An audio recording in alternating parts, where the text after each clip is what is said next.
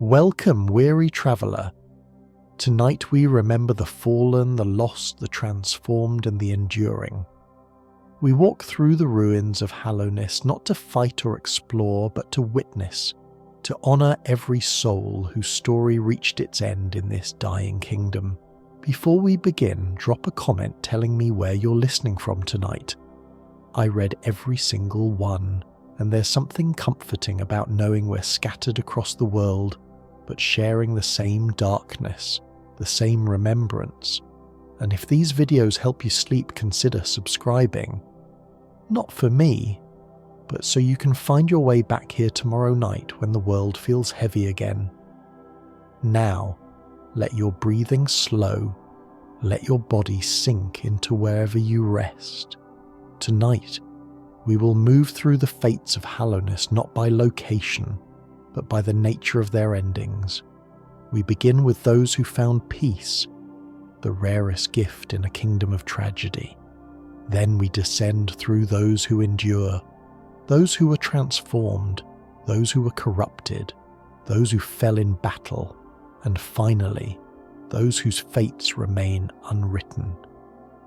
At the end, we will witness the fate of the night itself, the small, silent vessel whose choices determine the destiny of everyone else. This is a long journey, but we have all the time in the world. The darkness is patient, and so are we. Part 1. Those who found peace. In a kingdom defined by tragedy, peace is the exception. Most souls in Hallownest met violent ends, suffered corruption, or endure in states of perpetual waiting. But a few, a precious few, found genuine resolution. Their stories ended not in tragedy but in completion. Let us honour them first, as a reminder that even in the darkest places peace is possible. Quirrell is perhaps the most beloved character in Hollow Knight, and his ending is the most discussed. He appears throughout the game as a wandering scholar, offering observations and companionship in a world that is often hostile and lonely. He wears the mask of Monomon the teacher, though he does not initially remember why. The mask preserved him through the long years since Hallownest's fall. Monomon entrusted it to her most devoted student, and it kept him alive, or something like alive, until the time came for him to return. Quirrell's journey through Hallownest is a journey of rediscovery, of piecing together who he was and what he was meant to do. When the night reaches Monomon's archive, Quirrell is there. He helps break the seal, helps end his teacher's eternal sleep, helps complete the task he was preserved to accomplish, and in that moment, his purpose is fulfilled. The mask's power fades. Quirrell is finally fully himself, but that self is old, tired, and ready to rest. His final appearance is at the blue lake sitting at the water's edge, looking out over the still surface. His nail rests beside him, abandoned.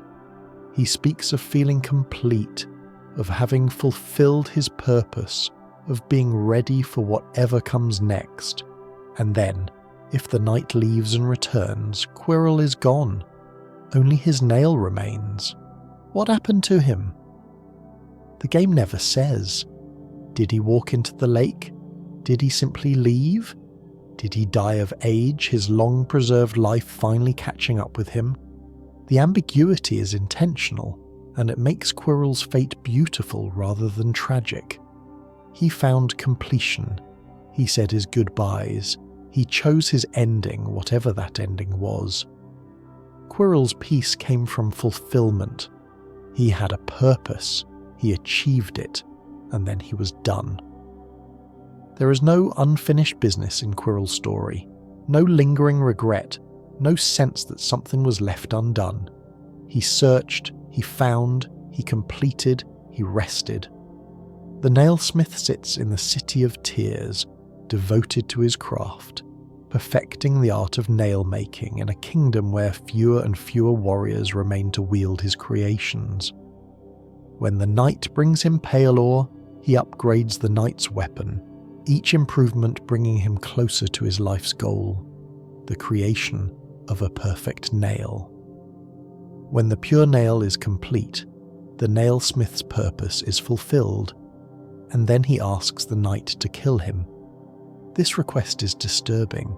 He has achieved his life's work, and now he sees no reason to continue living. He asks the knight to end his life with the very weapon he perfected, to make his death a final testament to his craft. But the knight can refuse. It can walk away, can deny him the death he seeks. And if it does, something unexpected happens. If the knight later visits Nailmaster Sheo's home, it finds the nailsmith there, alive and transformed. He has taken up painting. He has found a new purpose, a new art to master, a new reason to exist. He sits with Sheo, the two of them creating together, the nailsmith's hands that once forged weapons now holding brushes instead. The nailsmith's peace came from reinvention. He believed his life was over when his purpose was complete. He was wrong. New purposes can be found. New passions can be discovered. The end of one thing can be the beginning of another. His fate, if the knight shows mercy, is a testament to the resilience of meaning. Sheo himself found peace through transformation. He was once a nail master, a student of the great sly, a warrior who had mastered the great slash. But he set aside his nail and took up a brush instead. When the knight finds him, he speaks of painting with passion, of art with love, of the creative life he has built. Sheo's peace came from becoming who he truly was. The nail arts were never his calling. They were a skill he developed, a path he followed, but not the expression of his deepest self. Painting is different. Painting is what Sheo was meant to do. Finding it transformed his life. If the nailsmith survives, Sheo's solitude ends. The two artists live together, create together, find in each other the companionship that creative souls need. This is one of the most heartwarming outcomes in Hollow Knight. Two beings who abandoned their original purposes, finding each other and building a life together. Zima, the Grey Mourner, found peace through release. She was one of the 5 great knights, a warrior from a distant land who came to Hallownest and found love. She fell in love with the traitor's child, a mantis cast out of the mantis village, and their relationship became the centre of her existence. But the traitor's child died, and Zima was left alone with her grief. She retreated to the resting grounds where she mourns eternally, weeping for the love she lost, unable to move past the tragedy. The knight can help her. By carrying a delicate flower from her location to the grave of the traitor's child, a long, dangerous journey where a single hit destroys the flower, the knight can complete a pilgrimage that Zima herself cannot make. If the knight succeeds, Zima finds peace. She stops mourning, stops weeping, finally lets go of the grief that has held her captive. She fades, perhaps dying, perhaps simply moving on, her spirit finally free to follow her love into whatever comes after. Zima's peace came from letting go. Grief is powerful, consuming, capable of trapping us in endless cycles of sorrow. Zima was trapped for ages. The knight's help broke that cycle, allowed her to finally rest. Matto and Oro, the other 2 nail masters, found their own forms of peace through solitude. Matto lives in the Howling Cliffs, a gentle giant who teaches the cyclone slash to any warrior willing to learn. He speaks of his brothers with affection, of his master Sly with reverence, of the nail arts with quiet pride. He is alone, but he is not lonely. He has his practice, his teaching, his memories of better days. Oro is harder, more bitter, more wounded by whatever drove the brothers apart. He lives in Kingdom's Edge, near the corpse of the worm, and he charges Gio for his teachings where Matto gives them freely. But even Oro has found a kind of peace, the peace of acceptance, of knowing who he is and what he has become, of no longer fighting against his own nature. Oro's bitterness has a source, though the game never fully explains it. Something happened between the brothers, something that drove them apart, something that turned Oro from a fellow student into a solitary exile. He lives near the corpse of the worm, surrounded by death and decay, teaching his art to anyone willing to pay. The dash/slash that Oro teaches is aggressive, violent, a technique that embodies his personality. Where Matto's cyclone slash is defensive and Shio's great slash is powerful but measured, Oro's technique is pure offense, a forward rush that commits fully to the attack. This is who Oro is, someone who moves forward, who does not look back, who has made peace with his isolation by embracing it. The brothers do not speak to each other. Whatever happened between them, whatever drove them to opposite ends of the kingdom, it remains unresolved. But they have both stopped struggling against it. They have both accepted their separation, their solitude, their individual paths. This is not the warm peace of reconciliation, but it is peace nonetheless. Marissa found peace through song. She was a singer in the pleasure house, a performer whose voice brought joy to the wealthy bugs of the City of Tears. When the infection came, when the city fell, Marissa died, but her spirit remained, singing still in the ruined theatre where she once performed. The night can listen to her sing. It can sit in the empty audience, the only witness to a performance that has continued for centuries.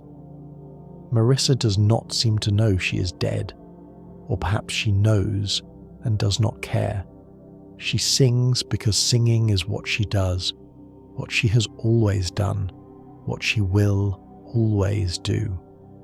If the night uses the dream nail on Marissa, it absorbs her essence, ending her eternal performance. This is a mercy, perhaps, releasing her from an existence that has become meaningless. Or perhaps it is a tragedy, silencing a voice that brought beauty to a ruined world. The game does not judge, it simply presents the choice.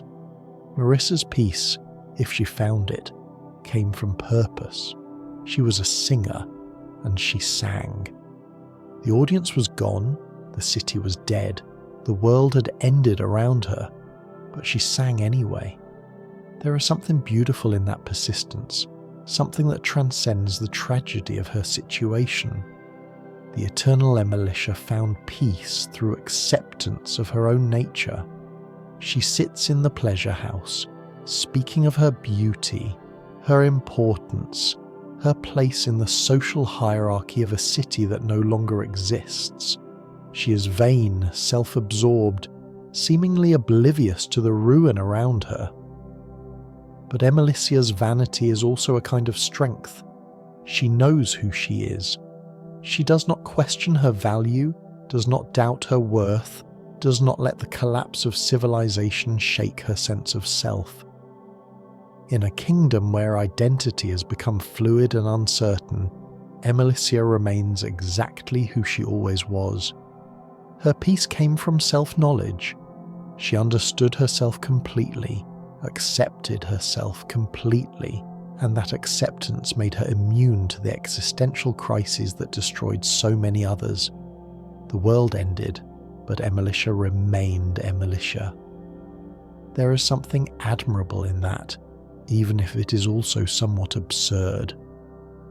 Took found peace through commerce, selling rancid eggs in the royal waterways to anyone who passed by. She is cheerful, friendly, happy to do business in a sewer filled with hostile creatures. Her circumstances are terrible, but her attitude is not. Tuk's peace came from finding her niche. She had something to sell, she had customers who needed it, and she had a place where she could conduct her business. The details of that place, the smell, the danger, the decay, did not matter to her. What mattered was the transaction, the exchange, the simple pleasure of commerce. Let these peaceful endings settle into you as your body grows heavier. Quirrell found completion. The nailsmith found reinvention. Shio found his true calling. Zima found release. Peace takes different forms for different souls, but it is possible. It exists. Even in Hallownest, even in a kingdom of tragedy, some beings found their way to rest. You are finding your way to rest now. Whatever form your peace takes tonight, completion of the day's tasks, release from the day's worries, simply the quiet of a dark room, it is approaching. Let it come. Part 2. Those who endure. Not everyone in Hallownest found peace, but not everyone felt a tragedy either. Some simply endure, continuing their existence without resolution, without completion, without the dramatic endings that define so many other fates. These are the survivors, the persisters, the beings who keep going because stopping is not in their nature. Elderbug waits in Dirtmouth, the small town above Hallownest. He is old, tired, afraid. He speaks openly of his fear of the depths below, his reluctance to venture into the kingdom that has claimed so many. He is not a hero, not a warrior, not someone who faces danger with courage. He is simply an old bug waiting in a dying town. Elderbug survives. No matter what ending the player achieves, no matter what happens in the depths below, Elderbug remains on his bench, watching the well that leads to Hallownest. He is a constant, a point of stability in a world that has lost most of its stability. Throughout the game, the night can bring him things. A flower, news of the world below, evidence that not everything in Hallownest is death and decay. Each gift changes Elderbug slightly. He becomes a little more hopeful, a little more curious, a little more connected to the world beyond his small town. Elderbug endures through stillness. He did not venture into danger, did not risk himself for glory or purpose. He simply waited, and in waiting, he survived. There is no shame in this. Not everyone is meant to be a hero. Some are meant to be witnesses, to remember, to provide a point of return for those who venture into darkness. If the night gives Elderbug a delicate flower, something remarkable happens. The old bug, who has spent the entire game expressing fear and reluctance, is moved to tears. He speaks of beauty, of hope, of the possibility that not everything in the world is darkness and decay. The flower changes him, not dramatically, not completely, but enough. He becomes a little braver, a little more hopeful, a little more connected to the world beyond his bench. This is the power of small kindnesses. Elderbug did not need to be saved from a monster or rescued from danger. He needed to be reminded that beauty exists, that someone cared enough to bring him something lovely, that he was not forgotten. The flower accomplished what no weapon could. Cornifer the mapmaker endures through obsession. He cannot stop mapping, cannot resist the urge to document every corner of Hallownest, even when that documentation puts him in danger. His distinctive humming alerts players to his presence, a sound that becomes a comfort in the hostile depths. If the knight finds all his maps, Cornifer returns to Dirtmouth, his great work complete. He reunites with his wife Iselda, who has waited for him throughout his long journey. Their reunion is one of the gentler moments in the game, a love that survived the fall of a kingdom, a marriage that endured despite separation and danger. Cornifer and Iselda endure through love. Their bond held even when Cornifer was mapping the most dangerous regions of Hallownest, even when Iselda was alone in a dying town selling maps to travellers who rarely came. They found each other again, and they remained together. The last stag endures through duty. He is the last of his kind, maintaining a transportation network that once served a thriving kingdom. He runs his routes through abandoned stations, carries passengers who rarely come, maintains his purpose even when that purpose has lost most of its meaning. But the last stag's endurance is rewarded. If the night opens all the stag stations, the last stag expresses something like joy.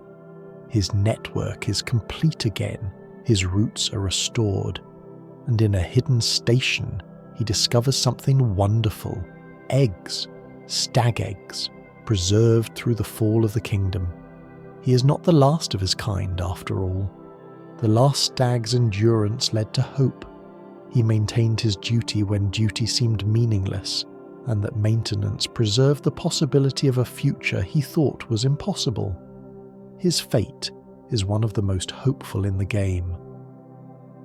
The discovery of the eggs transforms the last stag's entire existence. He was the last of his kind, a title that carries immense weight, immense loneliness, immense pressure. Every day he carried the knowledge that when he died, his species would die with him. Every route he ran was a route toward extinction. And then the eggs. Suddenly he is not the last. Suddenly there is a future. Suddenly all those years of lonely duty have meaning. He preserved the stag stations so that his children would have routes to run, maintained the network so that the next generation would have a purpose. The last stag's joy at this discovery is one of the most emotionally affecting moments in Hollow Knight. He has been given something that seemed impossible: hope. Not hope for the kingdom, not hope for the world, but hope for himself, for his species, for the continuation of everything he represents. The Mantis Lords endure through strength. They rule the Mantis Village, 3 warrior queens who maintain their society through discipline and an absolute refusal to submit to the infection. Unlike most of Hallownest, the Mantis Village was never infected. The Lords resisted the Radiance through sheer will. When the Knight defeats them in combat, a challenging but fair fight, they bow in respect. They allow the Knight to pass freely. They recognize it as worthy, as an equal, as something that has earned their regard. The Mantis Lords endure through self-reliance. They did not need the Pale King's protection, did not need the seals or the dreamers or the vessels. They built a culture strong enough to withstand a god's fury. They survived because they were strong, and they remain strong. The Mantis Village is one of the few places in Hallownest that feels alive. The Mantises go about their business, train in their arts, maintain their society. They are not friendly. They attack the Knight on sight until it proves itself, but they are functional. They have not collapsed into chaos or succumbed to despair. This functionality is the Mantis Lord's greatest achievement. They did not just survive the infection, they maintained their civilization through it. Their people still have purpose, still have structure, still have meaning. In a kingdom where meaning has largely collapsed, this is remarkable. The traitor lord was once part of this society. He was a mantis who rejected the Lord's discipline, who sought power through the infection rather than through training and will. His betrayal cost him everything: his place in the village, his relationship with his people, eventually his life. The Mantis Lord's strength is defined partly by what they rejected, by the path they refused to take. Ogrim, the Dung Defender, endures through loyalty. He is the last of the 5 great knights still standing, guarding the royal waterways with a passion that borders on madness. While his companions fell or fled, Ogrim remained, protecting the kingdom's sewers with the same dedication he once brought to protecting its king. His weapon is dung. He rolls it, throws it, surrounds himself with it. This is not dignified, but Ogrim does not care about dignity. He cares about duty, about service, about protecting what remains of the kingdom he swore to defend. When the knight defeats him, Ogrim does not die. He recognizes a kindred spirit, yields, and retreats to a hidden chamber where he dreams of better days.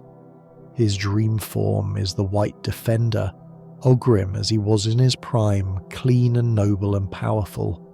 Ogrim endures through purpose. The Pale King is gone, the other great knights are dead or vanished, the kingdom is ruins.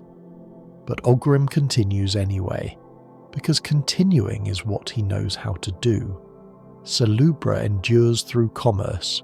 She runs a charm shop in the Forgotten Crossroads, selling her wares to travellers who rarely come, maintaining her business in a kingdom that has largely forgotten what business means.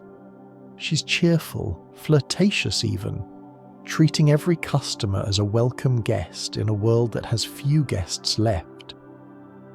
If the knight collects enough charms, Salubra teaches it to focus, to gather its soul more efficiently, to become stronger through concentration.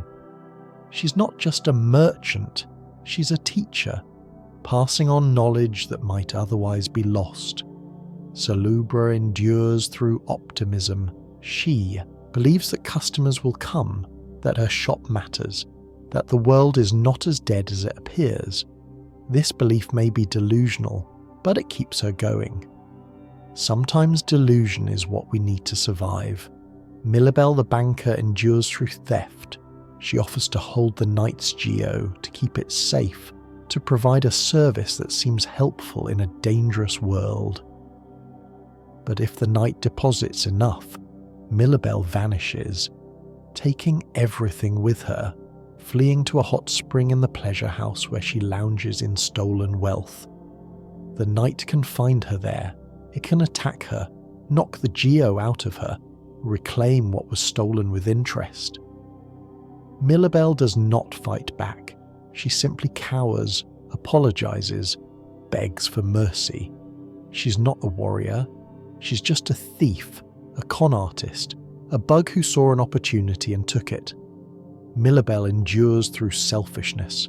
She does not care about the kingdom, about the infection, about anything except her own comfort. This is not admirable, but it is effective. While heroes die fighting for causes, Millabel relaxes in a hot spring counting stolen coins. Legeater endures through obsession. He sits in the fungal wastes, selling fragile charms that break when the night is hit, demanding geo for items that seem almost worthless. He is strange, unsettling, his dialogue hinting at hungers that go beyond commerce, but Legeater has a secret. If the knight finds Divine, a member of the grim troop, and feeds her the fragile charms, she transforms them into unbreakable versions, and she eats Legeater in the process. His obsession with consumption is answered by being consumed himself.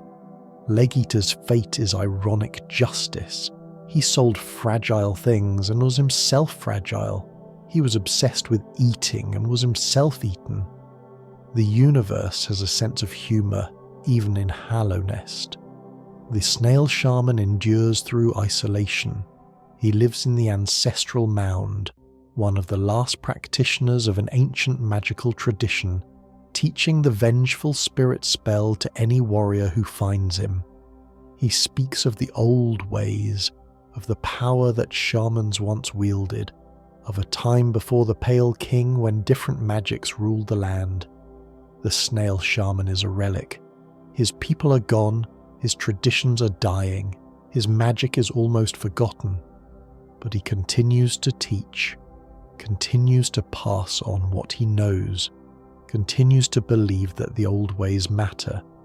He endures through faith, faith in his traditions, faith in the value of knowledge, faith that someone will carry his teachings forward. The Grub Father endures through love, a terrible, consuming love that leads to one of the most disturbing revelations in Hollow Knight.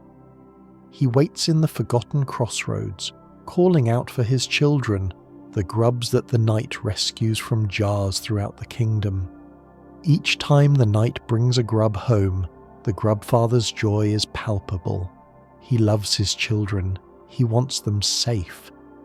But if the knight rescues all the grubs, something horrible happens. The Grub Father consumes them. He eats his own children, his body swelling grotesquely as he absorbs them. The grubs are gone, and the Grub Father sits bloated and satisfied, having devoured everything he claimed to love. This is not murder.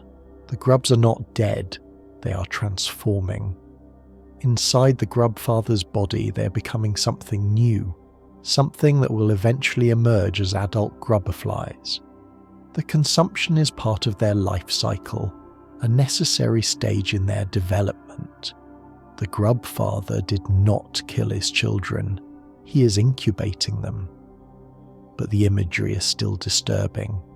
The Grub Father's love expressed itself through consumption, through absorption, through making his children part of himself. This is love taken to its biological extreme. A parent who literally contains their offspring, who cannot let them go, who must hold them inside until they are ready to emerge. The Grub Father endures through transformation. His children will become something new, and he will be the vessel for that becoming. His fate is the fate of all parents, to hold their children for a time and then to release them into whatever they are meant to be. Let these enduring souls accompany you as you settle deeper into rest. They persist, they continue, they refuse to stop. You have that same capacity. Whatever tomorrow brings, you will face it. Whatever challenges arise, you will endure them. Tonight, rest. Tomorrow, continue. Part 3. Those who were transformed. Transformation is neither peace nor tragedy. It is change so profound that the being who emerges is no longer the being who began. Some transformations in Hallownest were chosen, others were forced. All of them altered their subjects in ways that cannot be undone. The Hollow Knight's transformation is the central tragedy of the game. It was created to be empty, to be a vessel without will or thought or feeling. It was supposed to contain the Radiance forever, to seal the infection within itself and save the kingdom through its own nothingness. But the Hollow Knight was not empty. It had a will. It had feelings. It loved its father, the Pale King, and that love was its fatal flaw. When the Pale King led it from the abyss, when he chose it from among thousands of siblings, the Hollow Knight looked back. It turned its head just for a moment to see the father who had selected it. That moment of connection, that tiny expression of attachment, meant it was impure. It could not contain the Radiance perfectly because it was not perfectly empty, and so the seal weakened, the infection spread, and Hallownest fell. When the knight finally reaches the Hollow Knight in the Black Egg Temple, it finds its sibling transformed into something terrible. The Hollow Knight is massive, chained, infected, tormented. It has been fighting the Radiance for centuries, losing slowly, suffering constantly. During the battle, it stabs itself, trying to help the knight, trying to end its own existence, trying to complete the failure it has endured for so long. The Hollow Knight's transformation was from vessel to prison to victim. It was created to save a kingdom, and instead became the instrument of that kingdom's destruction, not through malice, not through weakness, but through the simple, unavoidable fact that it was alive. It had feelings. It was real. And that reality doomed everyone. Ismar's transformation was gentler but no less complete. She was one of the 5 great knights, a warrior who served the Pale King with distinction. But at some point, she underwent a change. She became a tree. In Ismar's grove, deep in the royal waterways, the knight finds her. She's no longer a bug, no longer a knight, no longer anything that could be called a person. She's a tree, rooted and still, her form preserved in bark and leaf. From her body grows a tear, Ismar's tear, a charm that allows the knight to swim through acid unharmed. Why did Ismar become a tree? The game never explains. Was it a choice? A curse? A natural process for her species? We do not know. We only know that she was once a knight, and now she is a tree, and she will remain a tree forever. Ismar's transformation removed her from the world of action and consequence. She cannot fight, cannot speak, cannot participate in the events that unfold around her. But she can still give. Her tear protects the knight. Her existence, even in this altered form, still serves a purpose. The Pale King himself underwent the most dramatic transformation in Hallownest's history. He was once a worm, a massive godlike creature that tunneled through the earth, ancient and powerful beyond comprehension. But he shed that form. He cast off his worm body and emerged as something smaller, something that could think and plan and build. His cast-off shell still lies in Kingdom's Edge, a monument to what he was. The corpse is enormous, dwarfing everything around it, a reminder that the small, pale figure who ruled Hallownest was once something vast and terrible. Pilgrims still visit the shell, still worship at the sight of the worm's death and rebirth, still remember what the Pale King was before he became what he chose to be. The transformation from worm to king was not instantaneous. It was a process, a becoming, a gradual shift from one form of existence to another. The Pale King had to learn how to be small, how to think in ways that his worm form could not, how to interact with beings that his previous self would have ignored or consumed. This learning changed him. The Pale King who ruled Hallownest was not simply a smaller version of the worm. He was something genuinely new, shaped by his experiences, defined by his choices, different from what he had been. Transformation is not just physical, it is mental, emotional, spiritual. It changes everything. Why did the Pale King transform? He wanted to create. He wanted to build a kingdom, to give consciousness to the bugs of Hallownest, to be worshipped as a god. The worm form could not do these things, so he became something that could. The Pale King's transformation was from power to purpose. He gave up his original nature to pursue a vision, and that vision became Hallownest. Whether this was wisdom or folly depends on how you view the kingdom he created. A place of beauty and culture that ultimately fell to ruin. A civilization that rose and collapsed within the span of a god's attention. The White Lady transformed herself through binding. She was once mobile, active, a queen who ruled alongside her king. But after the creation of the vessels, after the horror of what she and the Pale King had done, she could not bear to continue. She sealed herself in her bower, bound herself with silk, rooted herself in place so that she could never create another child. Her transformation was voluntary imprisonment. She chose to become immobile, chose to remove herself from the world, chose to ensure that no more vessels would be born from her body. This is not peace, it is penance, a self-imposed punishment for crime she cannot undo. When the night finds the White Lady, she speaks of her children with grief, of her husband with complicated love, of the terrible things they did together. She gives the night half of the king soul, a fragment of the power she once wielded, and she asks for nothing in return except that the night complete what she and the Pale King could not.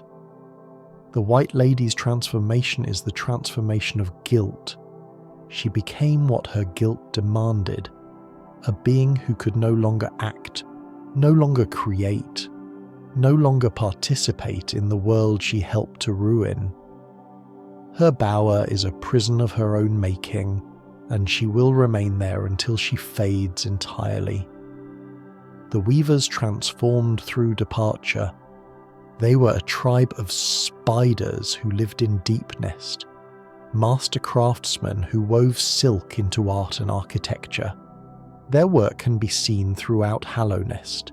The seals that bind the dreamers, the threads that hold the kingdom together, the intricate patterns that decorate ancient structures.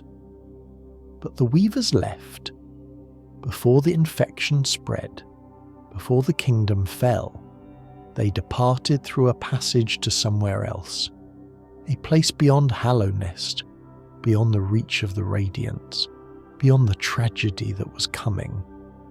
They saw what was happening and chose to leave rather than stay and suffer. The weavers' transformation was escape. They became a people in exile, a tribe that abandoned their home to survive. Whether they found safety in their new land, whether they prosper or struggle, the game does not say. We only know that they left, and that their departure was wise. Hornet is half weaver through her mother Hera, and she carries their legacy. Her needle, her silk, her fighting style, all of it comes from the spider tribes. She is the bridge between the weavers who left and the kingdom they abandoned, a living connection to a people who chose survival over loyalty. The weavers left behind more than architecture. They left behind the weaver song, a charm that summons small weaverlings to fight alongside the night. These tiny spiders are echoes of the tribe that created them, fragments of weaver magic that persist even after the weavers themselves have gone. The weaver song is a reminder that departure is not erasure. The weavers left, but their influence remains. Their silk still binds the dreamers, their magic still summons allies, their legacy still shapes the kingdom they abandoned. Leaving does not mean forgetting, and being forgotten does not mean being gone. Deepnest itself was transformed by the weaver's departure. Without their organizing influence, the spider tribes became more chaotic, more dangerous, more hostile to outsiders. The weavers were the civilizing force in Deepnest, and when they left, that civilization began to unravel. The beasts that now roam Deepnest, the stalking devouts, the dirt carvers, the countless hostile creatures, are what remains when civilization withdraws. They are not evil. They are simply wild, unrestrained by the social structures that once contained them. Deepnest transformation is the transformation of a society without its leaders. The Grim Troop represents transformation as ritual, as performance, as eternal cycle. Grim himself is not a single being but a role. The Nightmare King, the master of the troop, the heart of a flame that has burned since before Hallownest existed. When the night summons the Grim Troop, it becomes part of a ritual. It gathers flames from fallen warriors, feeds them to the Grim Child, and ultimately faces Grimm himself in combat. If the knight completes the ritual, Grimm is consumed by the Nightmare King, and the Grimm child matures into a new vessel for the flame. This is transformation as inheritance. Grimm does not die. He becomes something else, passes his essence to the next generation, continues the cycle that defines his existence.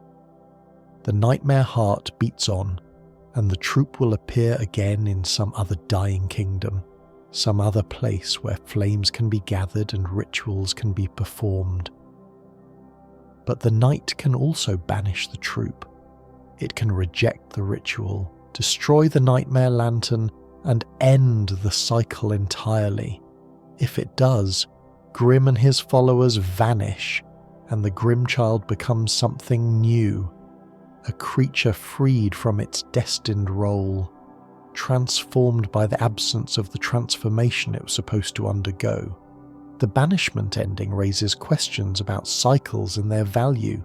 The Grimm Troop's ritual has continued for eons, passing the nightmare flame from generation to generation, maintaining a tradition that predates Hallownest itself.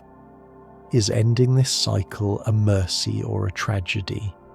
Broom, one of Grimm's followers, believes it is a mercy. He helps the knight banish the troop, helps end the cycle, helps free himself and his companions from an eternal performance. He is tired of the ritual, tired of the repetition, tired of being part of something that never changes. But Grimm himself seems to embrace the cycle. He performs his role with passion, with artistry, with genuine investment in the ritual he maintains.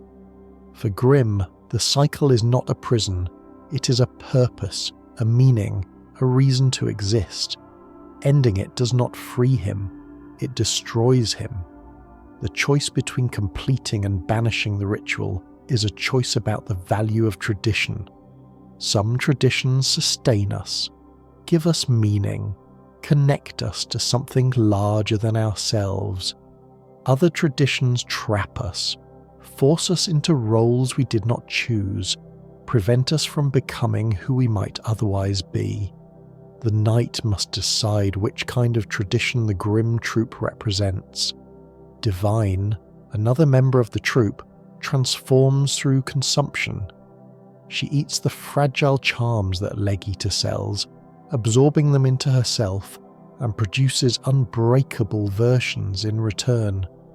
She also eats Legita himself, consuming the merchant along with his wares. Divine's transformation is literal digestion. She takes things into herself and changes them, makes them stronger, makes them permanent. This is transformation as metabolism, as the conversion of one thing into another through the simple act of eating. Let these transformations settle into your thoughts as your mind grows quieter. Change is not always loss. The Hollow Knight's transformation was tragic, but Isma's was peaceful. The Pale King's transformation created a kingdom. Grimm's transformation is eternal renewal. You are transforming now in small ways. The waking self is becoming the sleeping self. The active mind is becoming the resting mind. This is a gentle transformation, one you undergo every night, one that restores rather than diminishes. Let it happen. Let yourself become what sleep needs you to be. Part 4. Those who were corrupted. The infection spared no one who lacked the will to resist it. It crept into minds through dreams, through the collective unconscious that the Radiance once ruled. Those who fell to corruption did not choose their fate. They were claimed by it, transformed against their will into vessels for a god's rage. Myla is the most heartbreaking example of corruption in Hollow Knight. When the knight first meets her, she is a cheerful miner working in the Crystal Peak, humming a song as she digs.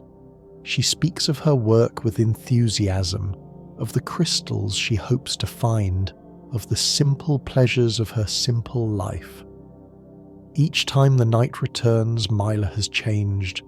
Her dialogue becomes stranger, more fragmented. She speaks of a light calling to her, of dreams she cannot escape, of something growing inside her mind. The song she hums becomes darker, its lyrics shifting from hope to obsession. Eventually, Myla stops speaking entirely. She attacks the night on sight, her eyes glowing orange with infection, her cheerful personality completely erased.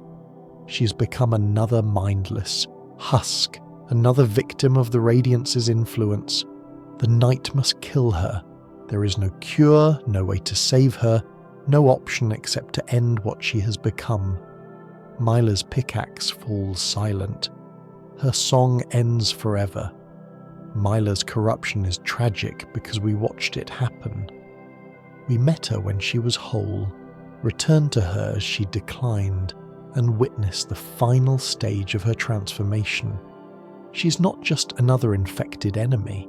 She's someone we knew, someone we liked, someone we could not save.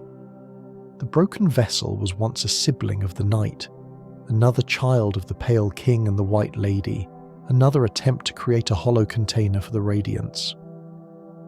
But this vessel failed. It was discarded, left in the ancient basin, forgotten. And then the infection found it. The Radiance filled the empty shell with her light, animated it with her rage, turned it into a weapon against the very kingdom that created it. When the night encounters the broken vessel, it is a puppet, a body without a soul, moved by a will that is not its own. Defeating the broken vessel does not end its story. With the dream nail, the night can enter its dreams and face the lost kin. The vessel as it might have been, fighting with desperate fury, surrounded by the infected balloons that represent the corruption consuming it. The lost kin's dream is a nightmare of resistance. Even in death, even in dreams, it fights against the infection that claimed it. It never stops struggling, never accepts its fate, never surrenders to the light that fills it. This is not peace. This is eternal war, fought in the mind of a dead child against a god that will not let it rest. Tihi Traitor Lord chose corruption. Unlike Myla, unlike the broken vessel, he was not an innocent victim.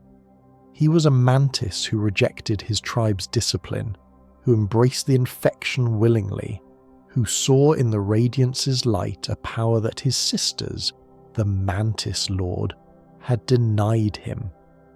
His choice destroyed his relationship with his people. The Mantis village cast him out, sealed the door to the Queen's gardens, and pretended he did not exist. He became a traitor not just to Hallownest but to his own kind, a cautionary tale about the seduction of easy power. When the night faces the Traitor Lord, it is a brutal fight. He is massive, aggressive, empowered by the infection he chose to embrace. He shows no regret, no hesitation, no sign that he questions his decision. He chose this path, and he will walk it to its end. The Traitor Lord's corruption came from ambition. He wanted more than his society would give him, and he found a source willing to provide it. The price was his soul, his family, his place in the world. He paid it gladly. The Soul Master sought corruption through a different path, not the Radiance's infection, but the power of soul itself. He was once a scholar in the Soul Sanctum, studying the essence that animates all living things. But his research became obsession, and his obsession became madness. He believed that soul could cure the infection. He believed that by harvesting enough of it, by concentrating enough power, he could save Hallownest from the plague that was destroying it. So he began to experiment. He captured bugs, drained their soul, killed them in pursuit of his cure. The Soul Sanctum became a charnel house.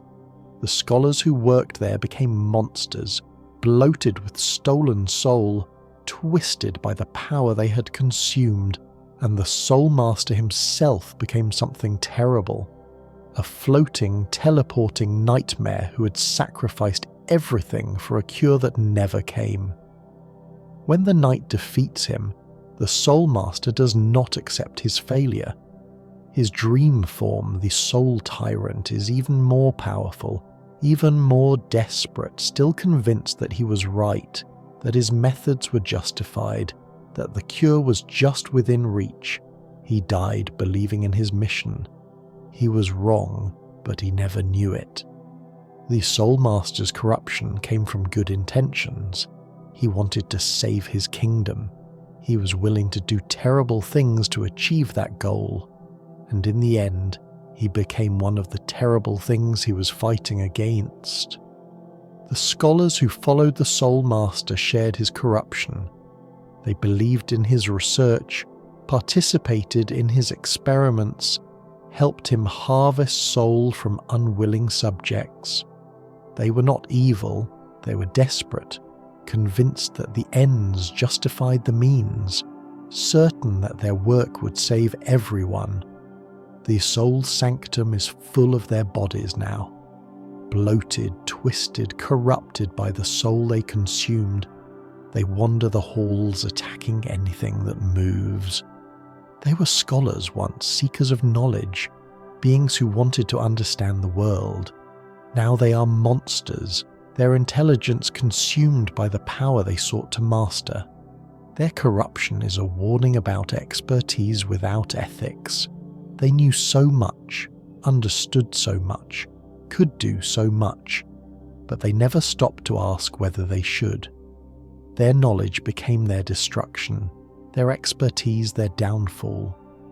The Moss Prophet preached corruption as salvation. In the green path among the moss creatures who lived in harmony with nature, he spread the word of the Radiance. He called her light a blessing, called the infection a gift, urged his followers to embrace the orange glow that was consuming them. Was he already infected when he began preaching? Or did he choose to spread the Radiance's influence, believing genuinely that it was good? The game does not say.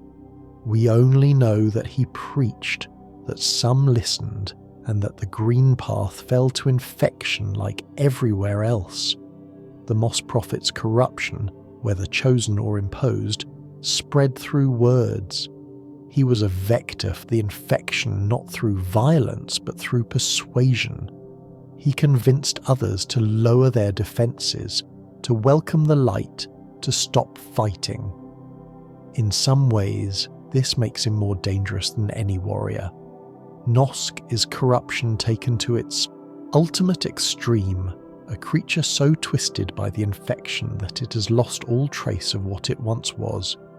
It lurks in Deepnest, mimicking the forms of those the night cares about, luring travellers into its lair with false promises of reunion. When the night first sees Nosk, it wears a familiar shape. It looks like someone the night knows, someone the night might want to find. It leads the night deeper into Deepnest, always just out of reach, always promising connection that never comes. And then the trap springs. Nosk reveals its true form, a horrifying, spider-like creature with too many legs and a face that splits open to reveal nothing but hunger. It was never what it pretended to be. It was always a predator, using the night's hopes against it. Nosk's corruption erased its identity entirely. We do not know what it was before the infection claimed it. We only know what it became, a thing that wears faces, that mimics love, that feeds on the loneliness of travellers in the dark. The Collector was corrupted by obsession rather than infection. It lurks in the Tower of Love, a twisted being that captures bugs and seals them in jars, preserving them like specimens in a museum. Its collection includes grubs, the small, helpless creatures that the knight rescues throughout the game, and it guards them with violent devotion. The collector was once a servant of the Pale King, a being called the King's Mold that was transformed by exposure to the void. But where other King's Molds became mindless guardians, the collector developed something like personality, a terrible, obsessive personality that expresses itself through capture and preservation. When the knight defeats the collector, it frees the grubs from their jars, but the collector itself is not truly destroyed. Its dream form can be fought in the Godmaster content, suggesting that its obsession continues even after death. Some corruptions cannot be ended. Some obsessions persist beyond the grave. The Watcher Knights were corrupted by duty.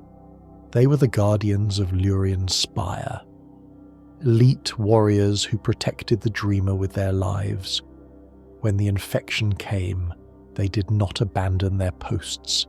They continued to guard, continued to fight, continued to serve a master who could no longer command them.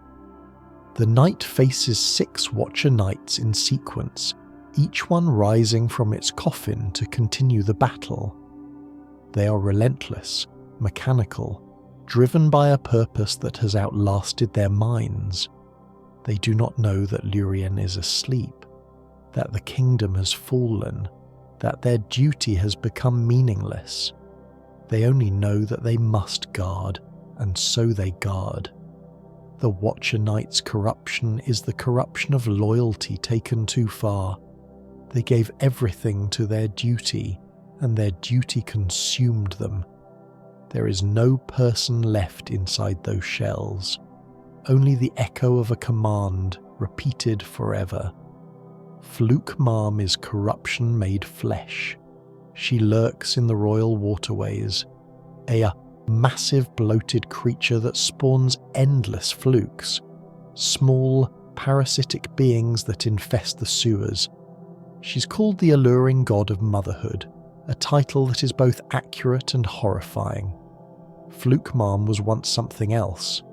The flukes are not natural creatures. They are the result of some terrible transformation, some corruption that turned a normal being into a breeding machine. She does not speak, does not think, does not do anything except spawn more of her children. Her existence is reduced to a single biological function. When the knight kills Fluke Marm, it ends a cycle of endless reproduction. The flukes will continue to exist, but no more will be born. This is mercy, perhaps, ending an existence that had become nothing but suffering and spawning.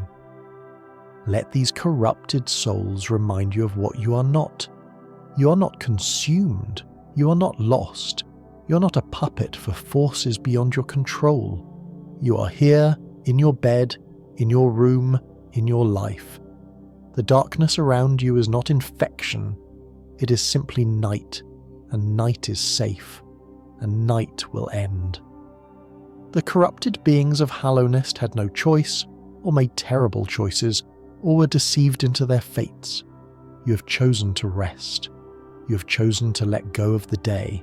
You have chosen sleep, and sleep is not corruption, it is restoration. Let it restore you now. Piart 5. Those who fell in battle. Hallownest was a kingdom of warriors. When it fell, many of these warriors fell with it, not to corruption, not to transformation, but to simple, violent death. They fought, they lost, they died. Their stories ended in combat, their fates sealed by blade and claw and spell. The 3 dreamers chose to fall: Monomon the teacher, Lurian the watcher, and Hera the beast.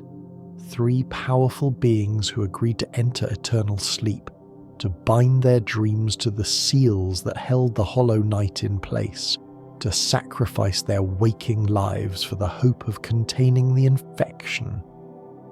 Monomon was a scholar, the keeper of the archives, a being devoted to knowledge and understanding.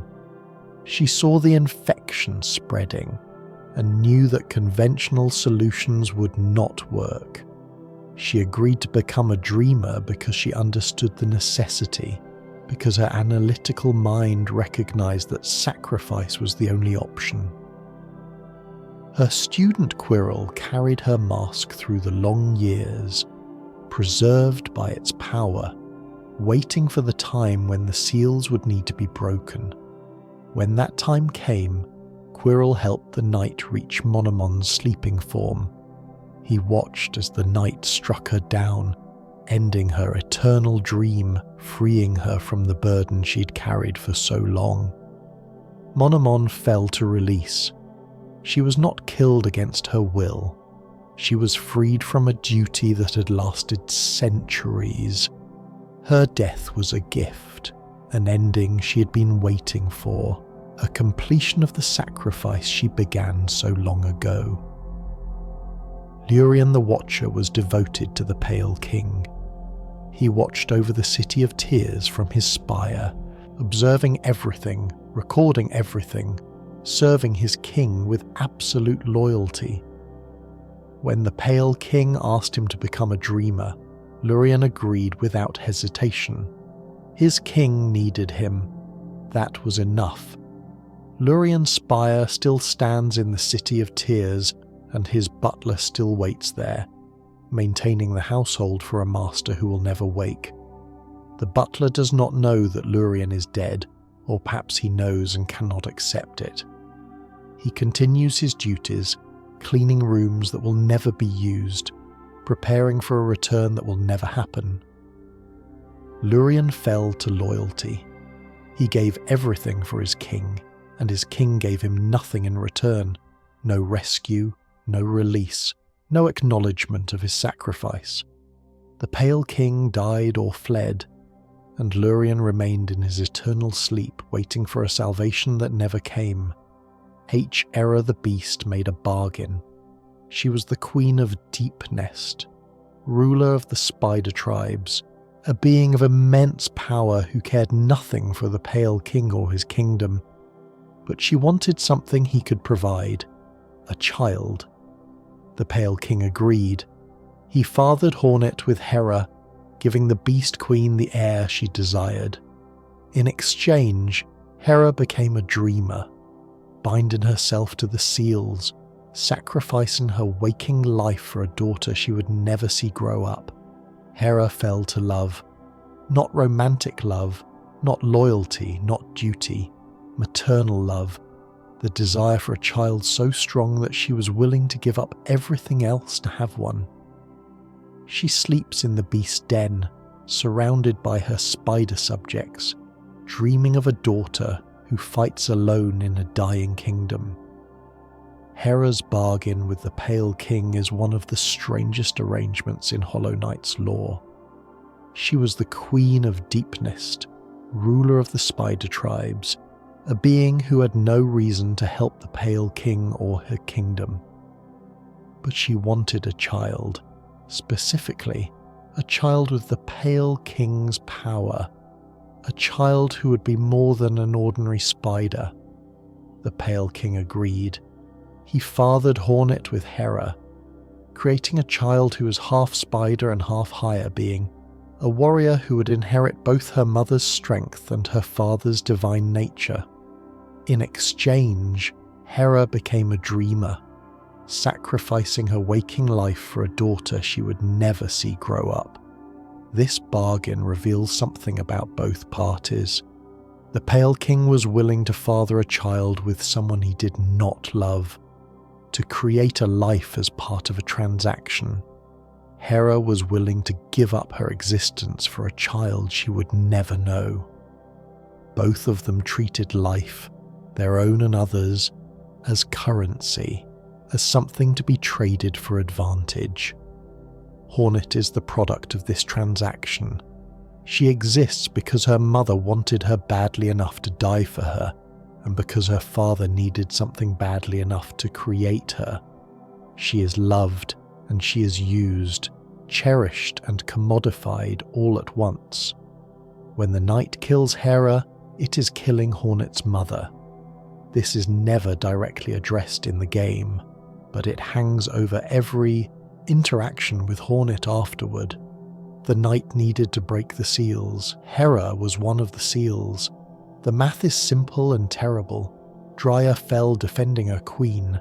She was one of the 5 great knights, a warrior of exceptional skill, devoted to the White Lady above all else.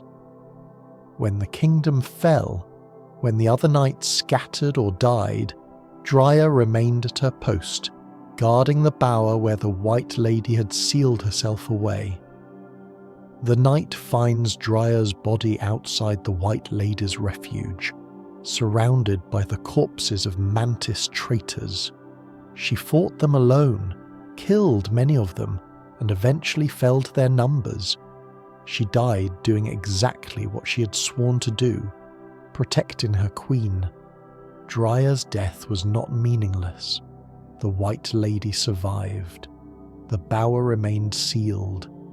Dryar's sacrifice accomplished its goal, but she's still dead, still a corpse in a forgotten corner of the Queen's gardens, still a knight who gave everything and received nothing but an unmarked grave.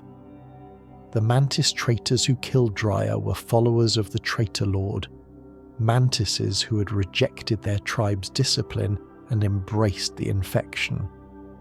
They came to the Queen's gardens seeking the White Lady, seeking to corrupt or destroy her, seeking to spread the infection to one of the last pure beings in Hallownest. Dryar stopped them. Alone, without backup, without hope of rescue, she held the line. She killed many of them before they killed her. Her body lies among theirs, a testament to her skill and her devotion. The White Lady knows what Dryar did. She speaks of her knight with gratitude, with sorrow, with the complicated emotions of someone who was saved by another's death.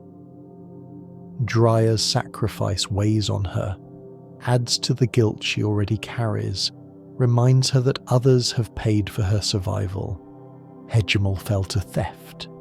He was the largest of the 5 great knights, a warrior of immense strength who wore armor that made him nearly invincible. But something took that armor from him. Something killed him and claimed his shell for itself. That something was a maggot. A simple, mindless maggot crawled into Hegemel's armor after his death and has been wearing it ever since. The false knight that the knight encounters in the Forgotten Crossroads is not a knight at all. It is a parasite in stolen clothes, a pretender wearing the shell of a hero. Hegemel's fate is almost absurd. One of the greatest warriors in Hallownest's history, reduced to a costume for a maggot.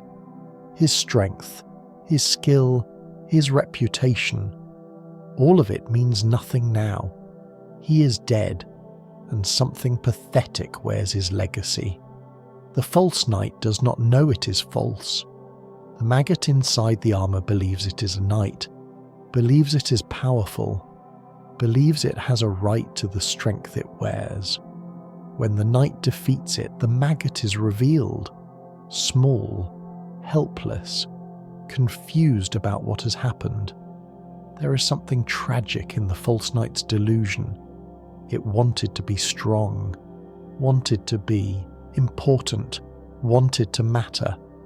It found Hegemel's armor and saw an opportunity to become what it could never be on its own. The armor gave it power, gave it presence, gave it the illusion of significance, but illusions cannot last. The knight shatters the false knight's pretensions, reveals the maggot beneath the shell, exposes the truth that the armor was hiding.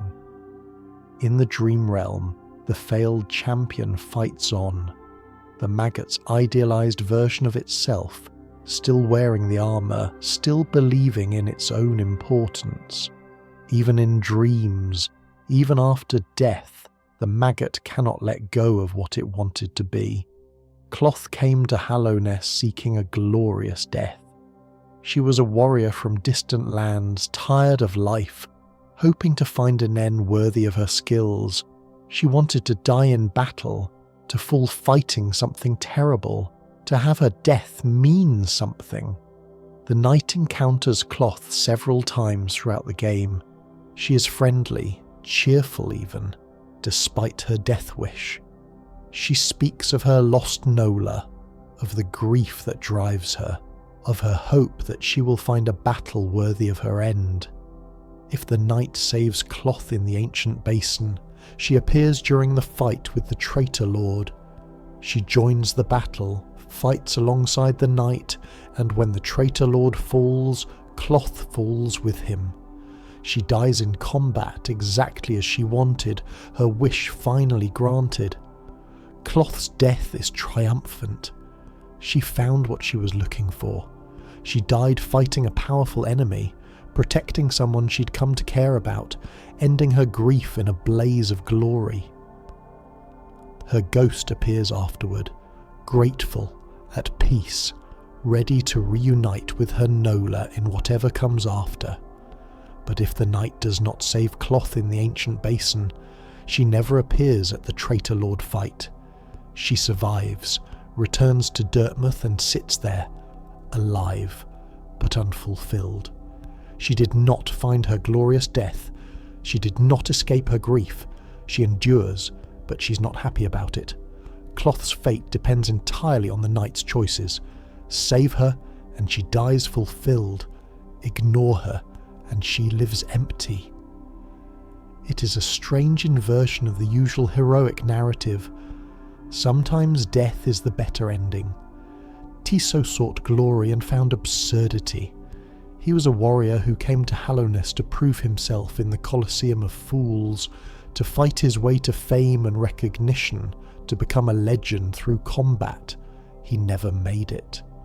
Somewhere in the kingdom's edge, Tiso died, not in glorious battle, but killed by a brooding Morlech that fell on him from above. His body lies in the ash, his shield beside him, his dreams of glory ended by random chance. Tiso's death is almost comic. He trained, he travelled, he boasted of his coming victories, and then he was squashed by a falling monster before he could prove anything. There is no meaning in his death, no lesson, no redemption. He simply died pointlessly, his story ending in anticlimax. The Colosseum of Fools is full of warriors who fell seeking glory. The god, Tamar, the battle obels, the brooding Morlech. All of them fought and died in the arena, their deaths entertainment for crowds that no longer exist. The Colosseum continues to operate even though Hallownest has fallen, even though there is no one left to watch, even though the glory it offers is meaningless. Those who fall in the Colosseum fall to emptiness. They fight for nothing, die for nothing, are remembered by no one. Their deaths are not tragic, they are simply pointless. Violence without purpose, combat without meaning. The god Tamer fell in the Colosseum, but her death was not entirely pointless. She was a warrior who fought alongside her beast, a partnership of rider and mount that made them formidable opponents. When the knight defeats her, both she and her creature fall together, partners in death as they were in life. She did not fight alone. She had her beast, her companion, her partner in the arena. In the Colosseum of Fools, this is as close to meaning as anyone gets. The Hive Queen Vesper fell defending her people. She ruled the Hive, a society of bees that existed separately from Hallownest proper, maintaining their own culture and their own ways. When the infection threatened her people, Vesper fought it and lost. Her body lies in the Hive, surrounded by the warriors who tried to protect her.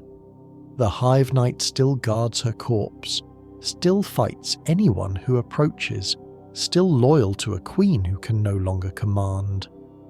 Vesper fell to love.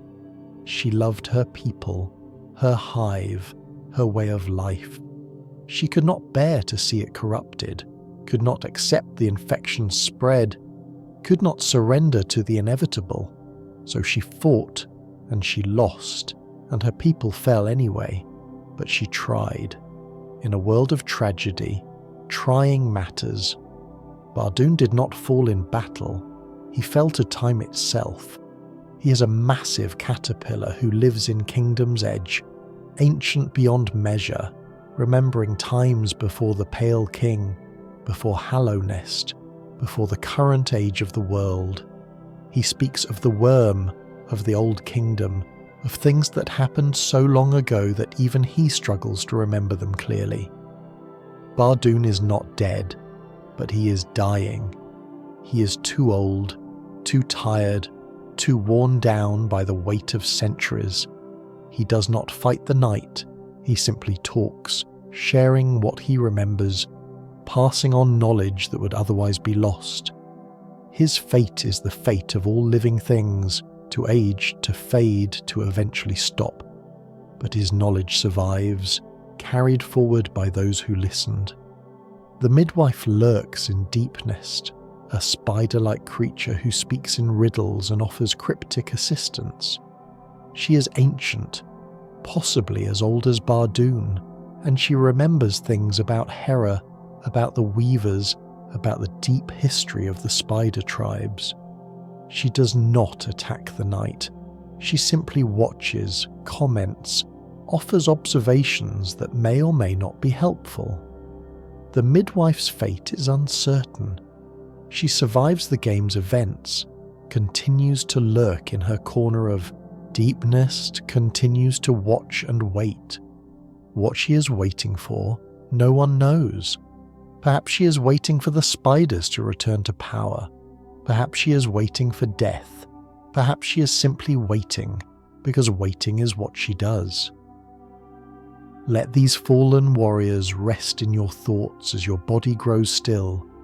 They fought their battles, their fighting is done. You have fought your own battles today, small ones perhaps, but real. Now your fighting is done too. The day is over. The struggle is finished. You can rest now as they rest, in the quiet that follows conflict. Part 6. Those whose fates remain unwritten. Not every story in Hallownest has an ending. Some characters survive the game's events with their futures uncertain, their paths continuing beyond the frame of the narrative. These are the beings whose fates remain unwritten, not because they died, but because they lived. And living means the story continues. Hornet is the most significant unwritten fate in Hollow Knight. She's the daughter of the Pale King and Hera the Beast, the protector of Hallownest, the warrior who tests the night and ultimately aids it. She survives every ending of the game, her story continuing into the sequel that bears her name. Hornet's role in Hollow Knight is complex. She initially opposes the night, attacking it in Greenpath, warning it away from the kingdom's secrets. But as the game progresses, her opposition becomes assistance. She recognizes the knight's purpose, accepts its mission, and helps it reach the Black Egg Temple. In the true ending, Hornet is present when the knight defeats the Radiance. She witnesses the void consuming the old light, sees her half-sibling sacrifice itself to end the infection, and then she is trapped. The Black Egg Temple collapses, and Hornet is sealed inside with the Hollow Knight's shell, but she survives. Hollow Knight. Silksong confirms that Hornet escaped, that her story continues, that her fate remains unwritten.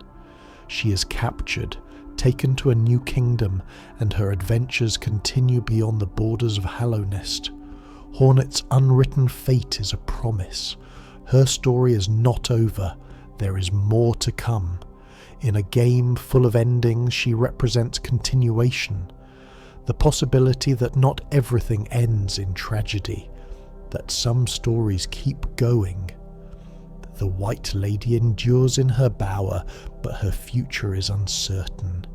She sealed herself away to prevent the creation of more vessels, to stop the Pale King's desperate experiments, to remove herself from a cycle of tragedy she could no longer bear.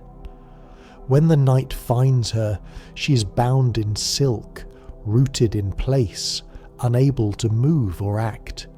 She speaks of her children, of her guilt, of the terrible things she and her husband did in their attempt to save the kingdom.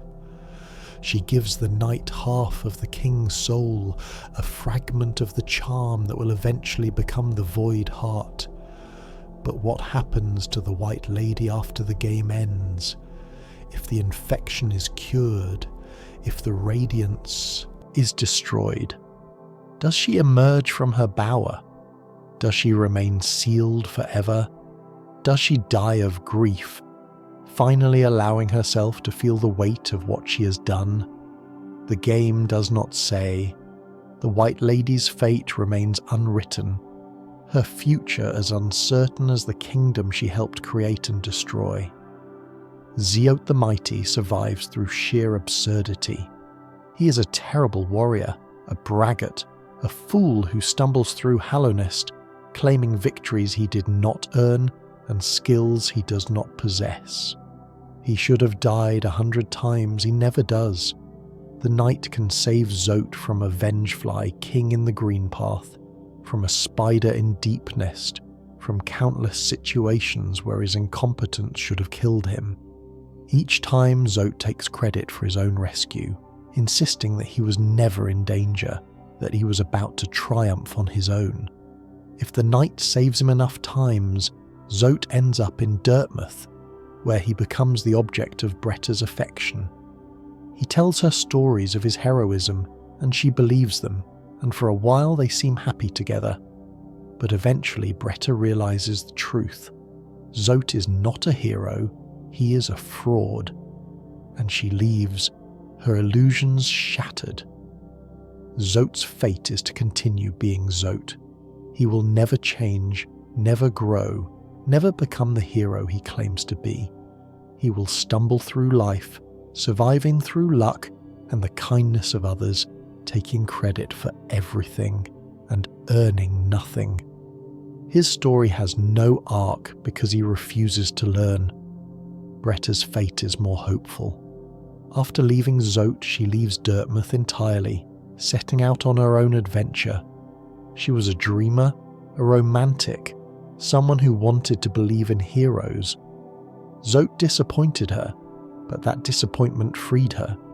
She stopped waiting for a hero and became one herself. Bretta's unwritten fate is a beginning.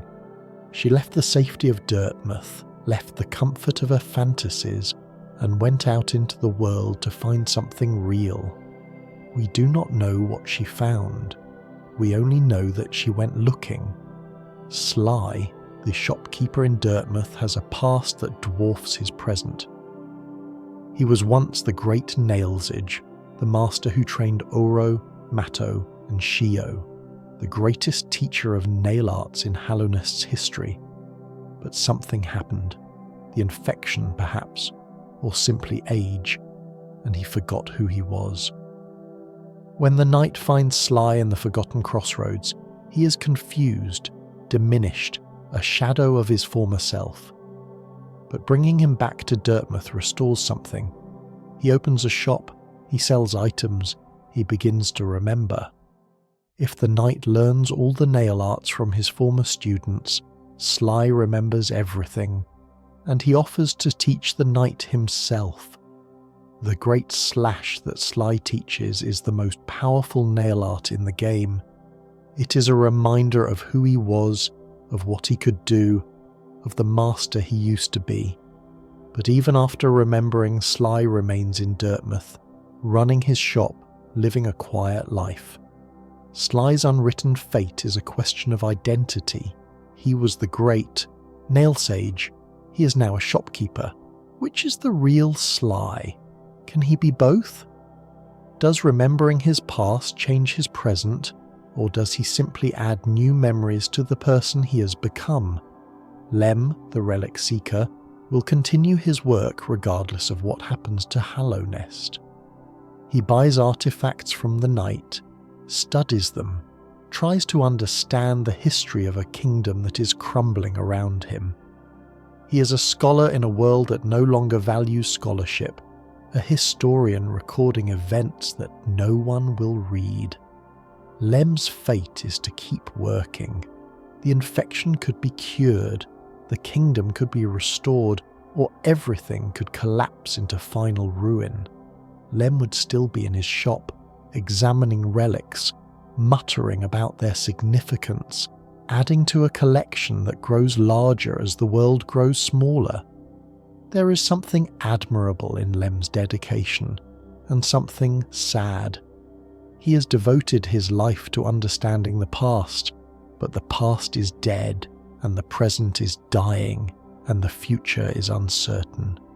His work may be meaningless. He does it anyway. Gigi, the Confessor, offers a strange service in Dirtmouth. For a price, she will summon the night's shade from wherever it fell, allowing the night to reclaim its geo without returning to the site of its death. She speaks of sins, of confession, of the weight that souls carry. Her dialogue suggests a religious tradition that exists alongside the worship of the Pale King. Gigi's fate is to continue her work, neither hero nor villain, simply present, offering her service to those who need it. The mask maker creates faces in a hidden workshop, crafting the masks that define identity in Hallownest. He speaks of masks as more than decoration. They are identity itself, the face that a being shows to the world.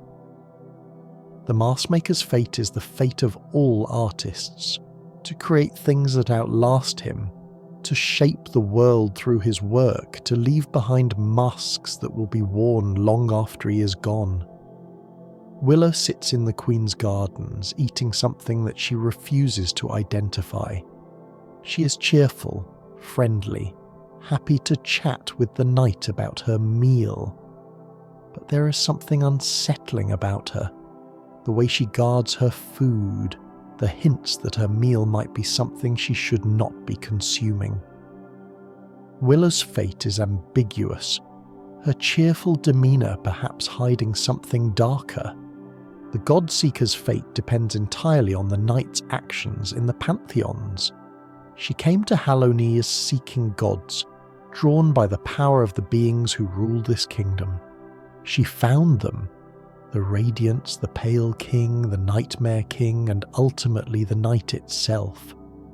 In the pantheon of Hallownest, the God-Seeker witnesses the night's ascension. If the night has the void heart, if it has embraced its nature fully, it transforms during the battle with the absolute Radiance. It becomes the Shade Lord, a massive, terrifying embodiment of the void, a god of darkness to match the god of light. The Shade Lord destroys the absolute Radiance. It tears her apart, consumes her light, ends her existence utterly, and then it turns to the God-Seeker, and the God-Seeker's fate becomes unclear. In one ending, the void spills out of the God-Seeker's mind, flooding Hallownest, consuming everything. In another, the God-Seeker is destroyed, and the void remains contained.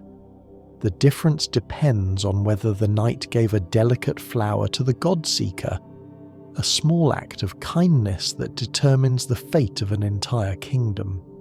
The God-Seeker's unwritten fate is a warning about seeking power. She wanted to find gods, to witness their glory, to bask in their presence. She found them. She found something greater than gods, and it may have destroyed her and everything else in the process. The God-Seekers came from a distant land, drawn to Hallownest by the concentration of divine power. They were pilgrims, seekers, beings devoted to finding and worshipping the strongest entities in existence. Their entire culture was built around the identification and veneration of gods. But what happens when you find a god stronger than any you have worshipped before? What happens when that god is not benevolent, not interested in worship, not willing to be contained by your rituals and your expectations? The God-Seeker found out. The Shade Lord was not a god she could worship. It was a god that consumed her. The God-Seeker's fate is the fate of all who seek power without understanding it. They wanted to find the strongest being in existence. They succeeded. They were not prepared for what that success meant. Mendabug is one of the most hidden characters in Hollow Knight, a small bug who repairs the signs that the night destroys throughout the kingdom. He appears rarely, works quietly, and can be killed before most players even know he exists. Mendabug's fate is the fate of the unnoticed. He does important work, maintaining the infrastructure of a kingdom, keeping the signs readable, preserving the small details that make civilization function. But no one sees him. No one thanks him. No one knows he exists until he is gone. If the night kills Mendabug, it finds his diary in a hidden room. The diary reveals a simple life, a simple purpose, a being who found meaning in small tasks. Mendabug was happy. He liked his work. He did not need recognition or glory. He just needed his signs and his repairs and his quiet routine. Mendabug's fate, if he survives, is to continue his work forever. The signs will keep breaking, and he will keep fixing them, and the cycle will continue until the kingdom finally crumbles to nothing. There is something beautiful in this persistence, something admirable in his dedication to a task that no one else values. Let these unwritten fates accompany you into sleep. Their stories continue. Yours continues too. Tomorrow you will wake, and your story will have new chapters, new possibilities, new paths to walk. Tonight, rest. Let the unwritten pages remain, blank until morning. Part 7. The Vessels and the Abyss. We cannot discuss the fates of Hallownest's inhabitants without descending into the Abyss, without confronting the thousands of children who were created and discarded in the Pale King's desperate attempt to save his kingdom. The Vessels are not a single character. They are a multitude, a tragedy measured in mass graves, a crime against existence itself. The Pale King and the White Lady created the Vessels through a union of their power with the Void. They sought to make a being without will, without thought, without feeling, a hollow container that could trap the Radiance forever. To achieve this, they made thousands of attempts. The Abyss is full of their failures. Small bodies carpet the floor, shells cracked and empty. Children who were born and discarded in the same moment. They were tested, found wanting, and thrown away. The scale of this slaughter is almost incomprehensible. Not dozens of children, not hundreds, but thousands, each one a life that was created only to be ended. The night is one of these vessels. It was created in the Abyss, tested, and somehow escaped, climbing out of the pit while its siblings fell back into the darkness. It wandered the wastelands beyond Hallownest, empty and purposeless, until something called it back. When the night returns to the Abyss, it finds its siblings waiting. They are not hostile. They are curious, reaching out, recognizing a kindred spirit. The night can acquire the Void Heart here, a charm that represents its acceptance of its own nature, its embrace of the void that makes up its being. With the Void Heart, the Night's siblings become allies. In the true ending, they emerge from the Abyss to help destroy the Radiance. Thousands of discarded children finally given a purpose, finally allowed to matter. Their fate in this ending is redemption, not for themselves but for the crime that created them. The birthplace memory shows the night's origin. Deep in the abyss, accessible only with the awoken dream nail, the night can witness its own creation. The moment it climbed from the void sea, the moment it was tested, the moment it was deemed unworthy and left to fall. But the night did not fall. It climbed. It escaped. It survived when thousands of its siblings did not. Why? The game never explains. Perhaps it was luck. Perhaps it was will. Perhaps the night was never as hollow as it was supposed to be. The birthplace memory also shows the Hollow Knight's selection. The night watches as its sibling is chosen, as the Pale King leads it away, as it turns its head to look back at the father who selected it. That moment of looking back, that tiny expression of attachment, doomed everything. The Pale King must have seen this moment. He must have noticed his chosen vessel turning its head, expressing the attachment that should not exist. Did he ignore it? Did he convince himself it did not matter? Did he simply have no other options, no other vessels that seemed more suitable? We do not know what the Pale King thought in that moment. We only know what he did. He continued forward, leading the Hollow Knight to its fate, sealing it in the Black Egg Temple, binding the dreamers to maintain the prison. He chose to proceed despite the flaw he must have seen. This choice haunts everything that follows. The Pale King knew, or should have known, that his vessel was imperfect. He proceeded anyway, gambling the fate of his kingdom on a container that was already cracked. When the seal failed, when the infection spread, when Hallownest fell, all of it traces back to that moment, to that choice, to the Pale King's decision to ignore what he saw. The night witnesses this. It sees its sibling's flaw, understands why the seal failed, recognizes the tragedy that unfolded from a single moment of connection.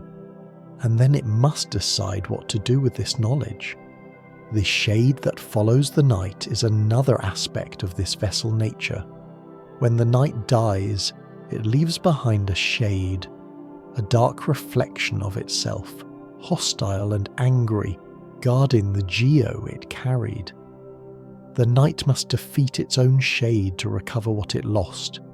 This is a strange relationship. The shade is the night, but it is also separate from the night. It is the void given form, the darkness that makes up the night's being, temporarily freed from the shell that contains it. Every death creates a new shade, and every shade must be reclaimed. With the void heart, the shades become peaceful. They no longer attack the night. They recognize it, accept it, welcome it back. The night has made peace with its own nature, and that peace extends to every fragment of itself. The void itself is not a character, but it has a fate. It was here before Hallownest, before the Pale King, before the Radiance. It will be here after. It is patient, eternal, waiting in the darkness beneath everything. In the true ending, the void rises. It consumes the radiance, destroys the old light, ends the infection that has plagued Hallownest for so long. And then, what? Does it recede? Does it spread? Does the Shade Lord that the night becomes continue to exist, a new god born from the death of an old one? The void's fate is the most unwritten of all. It is too vast, too ancient, too alien to have a story in the conventional sense. It simply is, and it will continue to be, long after everyone who lived in Hallownest has been forgotten. The Abyss Shriek is one of the spells the night can learn, a scream of pure void that damages everything above it. This spell represents the night's acceptance of its nature, its willingness to channel the darkness that makes up its being. The shriek is not a weapon borrowed from somewhere else. It is the night itself expressed as sound, as fury, as power. The shade cloak is another expression of this acceptance. It allows the night to dash through enemies and obstacles, becoming briefly intangible, becoming pure shadow. With the shade cloak, the night is no longer fighting against its void nature. It is using that nature, embracing it, making it a tool rather than a burden. These abilities represent transformation through acceptance. The night does not become less itself by embracing the void. It becomes more itself, more complete, more capable. The darkness that could have been a weakness becomes a strength, because the night chose to accept it rather than fight it. The void sea at the bottom of the abyss is the source of all this power. It is where the vessels were born, where the night siblings still wait, where the darkness is deepest and most pure. The night can return there, can stand at the edge of that sea, can feel the connection to something vast and ancient and patient. The void sea does not judge. It does not demand. It simply exists, waiting for those who are ready to accept what it offers. The night accepted, and that acceptance changed everything. Let the void's patience settle into you now. It does not rush. It does not worry. It simply exists, waiting in the darkness, comfortable in its own nature. You can be like the void tonight, patient, still, at peace with the darkness around you. The darkness is not hostile. It is simply there, and you are simply here, and together you will wait for morning. Art 8. The Pale King's Fate. No discussion of Hallownest's fates is complete without confronting the being who set everything in motion. The Pale King created this kingdom, ruled it, doomed it, and vanished. His fate is one of the great mysteries of Hollow Knight, a question that haunts every corner of his ruined realm. The Pale King was once a worm, a creature of immense power that tunneled through the earth. He shed that form, emerged as something smaller, and used his new shape to build a civilization. He gave the bugs of Hallownest the gift of consciousness, elevated them from instinct to thought, and ruled over them as a god. But consciousness came with a cost. The bugs who gained awareness also gained the capacity to dream, and in their dreams they remembered the Radiance, the old god they had worshipped before the Pale King arrived. The Radiance used those dreams to spread her infection, to reclaim her followers, to destroy the kingdom that had replaced her. The Pale King's response was desperate and terrible. He created the vessels, sacrificed thousands of his own children, sealed the Hollow Knight in the Black Egg Temple, and bound 3 dreamers to maintain the prison. He did everything he could think of to stop the infection. It was not enough. The seal weakened, the infection spread, Hallownest fell, and the Pale King vanished. His body is found in the White Palace, a hidden realm accessible only through dreams. He sits on his throne, dead, surrounded by the corpses of his retainers. The King Soul rests beside him, the other half of them, charm that the White Lady guards. How did the Pale King die? The game does not say. There are no wounds on his body, no signs of violence, no indication of what killed him. He simply stopped, as if he gave up, as if he decided that his story was over and allowed himself to end. Some theorize that the Pale King killed himself, unable to bear the weight of his failures. Others suggest that he faded, his power exhausted by the creation of the vessels and the maintenance of the seals. Still others believe that he was killed by something, the void perhaps, or the Radiance, or some other force that wanted him dead. The truth is unknown, The Pale King's fate is a mystery wrapped in tragedy. A god who created a kingdom and then watched it die, who sacrificed everything and saved nothing, who vanished into his own palace and never emerged. The White Palace itself is a nightmare. It exists in the dream realm, accessible only through a fragment of the king's being. Its corridors are filled with saw blades, its platforms are treacherous, its architecture is designed to kill. This is the Pale King's mind made manifest, a place of paranoia, of danger, of desperate defense against threats that may or may not exist. Navigating the White Palace is one of the most difficult challenges in Hollow Knight. The knight must die dozens of times, must learn every trap, must master every jump, and at the end, it finds only a corpse, a dead god on a throne, his kingdom in ruins, his sacrifices meaningless. The Pale King's fate is a warning about the limits of power. He was a god. He could reshape reality, grant consciousness, build wonders. But he could not stop the infection. He could not save his kingdom. He could not even save himself. All his power, all his wisdom, all his desperate measures, none of it was enough. The Pale King died alone, in a palace of nightmares, surrounded by the bodies of those who served him. His fate is the fate of Hallownest itself. Grand ambitions brought to ruin, great works crumbling to dust, a legacy of tragedy and failure. The retainers who died with the Pale King are a mystery. Who were they? Why did they die when he died? Were they killed by whatever killed him, or did they choose to follow their king into death? The game does not explain. It simply shows their bodies, arranged around the throne, silent witnesses to the end of an era.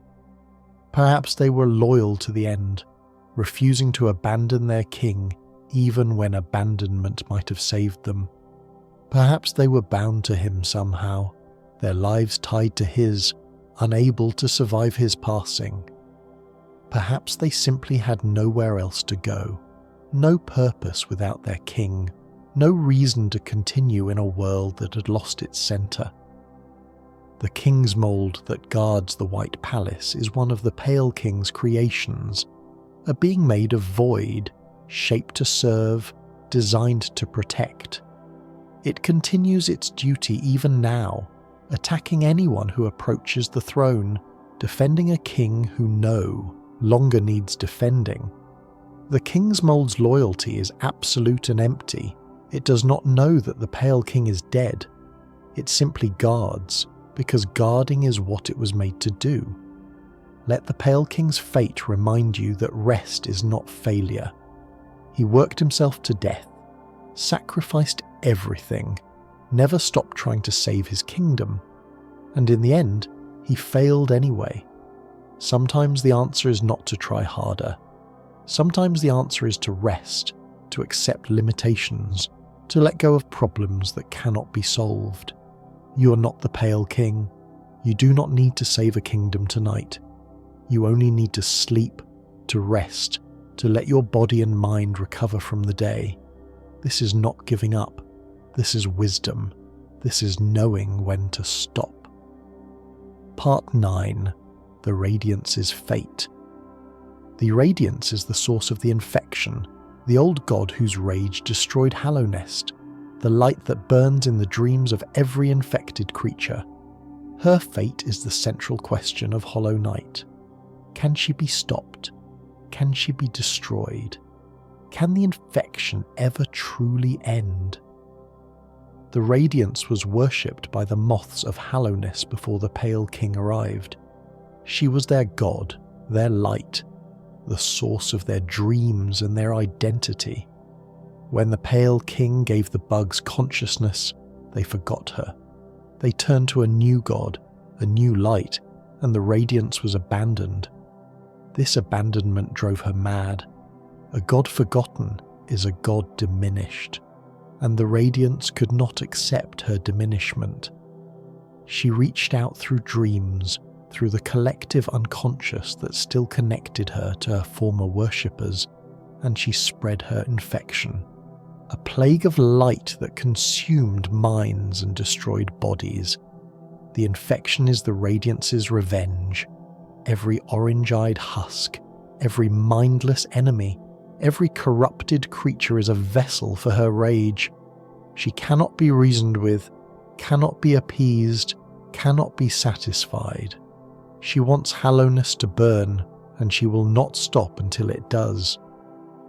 In the basic ending of Hollow Knight, the Knight replaces the Hollow Knight as the vessel for the Radiance. It seals her within itself, takes on the burden that its sibling carried for centuries, and the cycle continues. The infection is contained but not cured. The Radiance still exists, still rages, still waits for the seal to weaken again. This ending is not a victory. It is a delay, a postponement, a temporary solution to a permanent problem.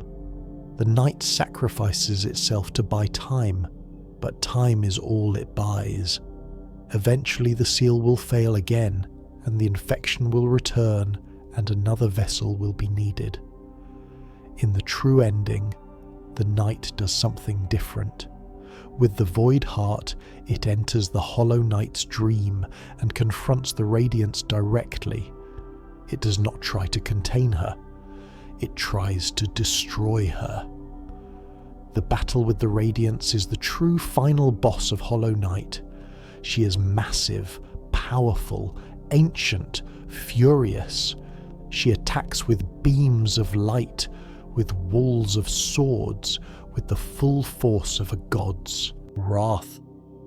The Knight must dodge, must strike, must survive long enough to weaken her, and then the void comes. The Knight's siblings emerge from the darkness, thousands of discarded children finally given purpose. They swarm the Radiance, drag her down, consume her light. The Knight transforms into the Shade Lord, a being of pure void, and delivers the final blow. The Radiance is destroyed, not contained, not sealed, not delayed, destroyed. Her light goes out, her infection ends. The old god who haunted Hallownest for so long is finally truly dead. This is the only ending that offers real hope. The infection is cured, the Radiance is gone. Hallownest can finally begin to heal, if there is anyone left to heal it. But even in destruction, the Radiance leaves questions. Was she evil, or was she wronged? She was abandoned by her worshippers, forgotten by the beings she had guided for ages. Her rage was a response to betrayal, to the pain of being cast aside, to the existential horror of a god losing her believers. The Pale King stole her followers. He gave them consciousness, gave them new thoughts, gave them reasons to forget the old light that had guided them. The Radiance's infection was not unprovoked. It was retaliation, revenge, the fury of a god who had been replaced. This does not excuse the suffering she caused. The infected bugs, the ruined kingdom, the centuries of torment. These are real harms, real tragedies, real reasons to oppose her. But understanding her motivation adds depth to her destruction. She was not simply a monster. She was a wounded god, lashing out at those who had wounded her. The Radiance's fate is the fate of rage itself. She was wronged, abandoned, forgotten, replaced. Her anger was justified, but she let that anger consume her, let it define her, let it drive her to destroy the very being she once loved. In the end, her rage destroyed her too. Let the Radiance's fate remind you to release your own anger before you sleep. Whatever frustrated you today, whatever made you angry, whatever felt unfair, let it go. Holding on to rage does not punish those who wronged you. It only punishes you. The Radiance held on to her rage for eons, and it consumed everything she was. You can let go. You can release. You can allow the anger to fade, to dissipate, to become nothing. The darkness around you is not rage. It is peace. Let it embrace you. Part 10. The Knight's Fate. We have walked through the fates of dozens of characters, those who found peace, those who endure, those who are transformed, those who are corrupted, those who fell, those whose stories continue. But we've saved the most important fate for last, the Knight itself, the small, silent vessel whose choices determine everything. The Knight is you. It is the character you control, the being whose actions shape the story, the vessel through which you experience Hallownest. Its fate is your fate, in a sense. The ending you achieve is the ending you chose. The Knight was born in the Abyss, one of thousands of vessels created by the Pale King and the White Lady. It was tested, found wanting, and discarded. But unlike its siblings, it climbed out. It escaped. It wandered the wastelands beyond Hallownest, empty and purposeless, until something called it back. What called it? The game never says. Perhaps it was the weakening of the seals, the Radiance's growing power, the kingdom's desperate need for a saviour. Perhaps it was something in the Knight itself, a will that should not exist, a purpose that defied its hollow nature. The Knight returns to Hallownest and begins to explore. It fights, it grows stronger, it collects items and abilities and knowledge. It meets characters, helps some, kills others, makes choices that ripple through the kingdom, and eventually it reaches the Black Egg Temple, where the Hollow Knight waits. The first ending is the simplest. The Knight defeats the Hollow Knight, absorbs the Radiance and becomes the new seal. It takes its sibling's place, accepts the burden, sacrifices itself to contain the infection. The cycle continues. Nothing really changes. This ending is tragic. The Knight gives up everything, its freedom, its future, its very existence, to delay a problem that will eventually return. It becomes what the Hollow Knight was, a prison, a container, a being defined entirely by what it holds inside. The second ending requires the void heart. With this charm, the Knight can enter the Hollow Knight's dream and face the Radiance directly. Hornet appears to help, holding the Hollow Knight still while the Knight strikes. The battle moves into the dream realm and the Knight confronts the source of the infection. This ending is better, but still bittersweet. The Knight destroys the Radiance, ends the infection, saves Hallownest. But it also destroys itself in the process. This Shade Lord that emerges from the Knight is something new, something different, something that may or may not retain any of the Knight's identity. The Knight's fate, in this ending, is transformation. It becomes something greater than it was, something powerful enough to destroy a god. But in becoming that thing, it ceases to be what it was. The small silent vessel is gone, replaced by a being of pure void. The 3rd ending comes from the Godseeker content. In the pantheon of Hallownest, the Knight faces every boss in the game, culminating in a battle with the Absolute Radiance. The Radiance at her full power, undiminished by centuries of imprisonment. If the Knight wins, it transforms into the Shade Lord and destroys the Absolute Radiance utterly. The void consumes the light, and the old god is ended forever. But what happens next depends on a single choice. Did the Knight give a delicate flower to the Godseeker? If not, the void spills out of the Godseeker's mind, flooding into the waking world. The implication is catastrophic. The void, unleashed, consuming everything. The night's victory becomes a different kind of apocalypse, darkness replacing light, one destruction substituted for another. If the night did give the flower, the God-Seeker is destroyed, and the void remains contained. The Shade Lord exists somewhere, but it does not spread. The ending is ambiguous but hopeful. The Radiance is dead, the void is controlled, and Hallownest might finally have a chance to recover. The night's fate, across all these endings, is sacrifice. It gives up its existence to contain the Radiance, or transforms into something unrecognizable to destroy her, or unleashes a new catastrophe in the process of ending the old one. There is no ending where the night simply wins and walks away, no ending where it gets to live a normal life, no ending where its story has a happy conclusion. This is appropriate. The night was created to sacrifice itself.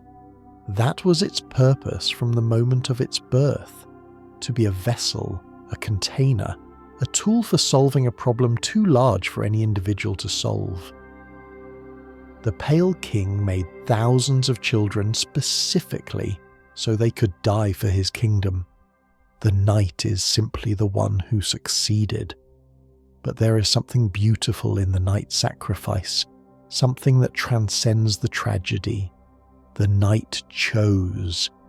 It was not forced into the Black Egg Temple, not compelled to face the Radiance, not driven by anything except its own will. It explored Hallownest, learned its history, understood what was at stake, and decided to act. The night's fate is the fate of choice. It was created to be hollow, to be empty, to be without will. But it developed will anyway. It made decisions, formed relationships, pursued goals. It became more than it was supposed to be, and that becoming allowed it to do what the Hollow Knight could not. The Hollow Knight failed because it had feelings it was not supposed to have. The Knight succeeded because it had feelings it was not supposed to have. The difference is not in the feelings themselves, but in what the Knight did with them. It did not let its will weaken it. It let its will strengthen it. Let the Knight's fate settle into you as you approach the edge of sleep. You too have will. You too make choices. You chose to rest tonight, chose to listen to this story, chose to let the darkness embrace you. These are small choices, but they are yours. The Knight's journey through Hallownest is a journey of accumulation. It begins with nothing. No abilities, no knowledge, no understanding of the world it has entered.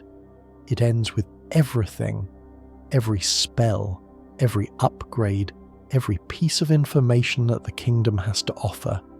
The Knight becomes powerful, not through some innate gift, but through persistence, through exploration, through the simple act of continuing when others would have stopped.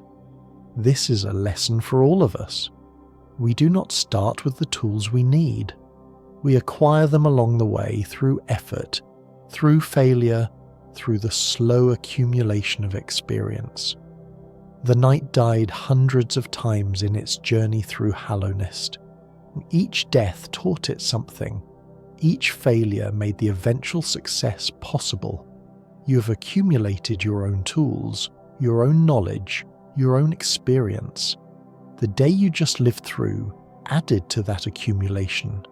Tomorrow will add more. The process never stops, never completes, never reaches a final state. You are always becoming, always growing, always adding to what you are. Tonight, you rest from that accumulation. Tonight, you set aside the tools and the knowledge and the experience, and you simply exist. This is not regression, it is recovery.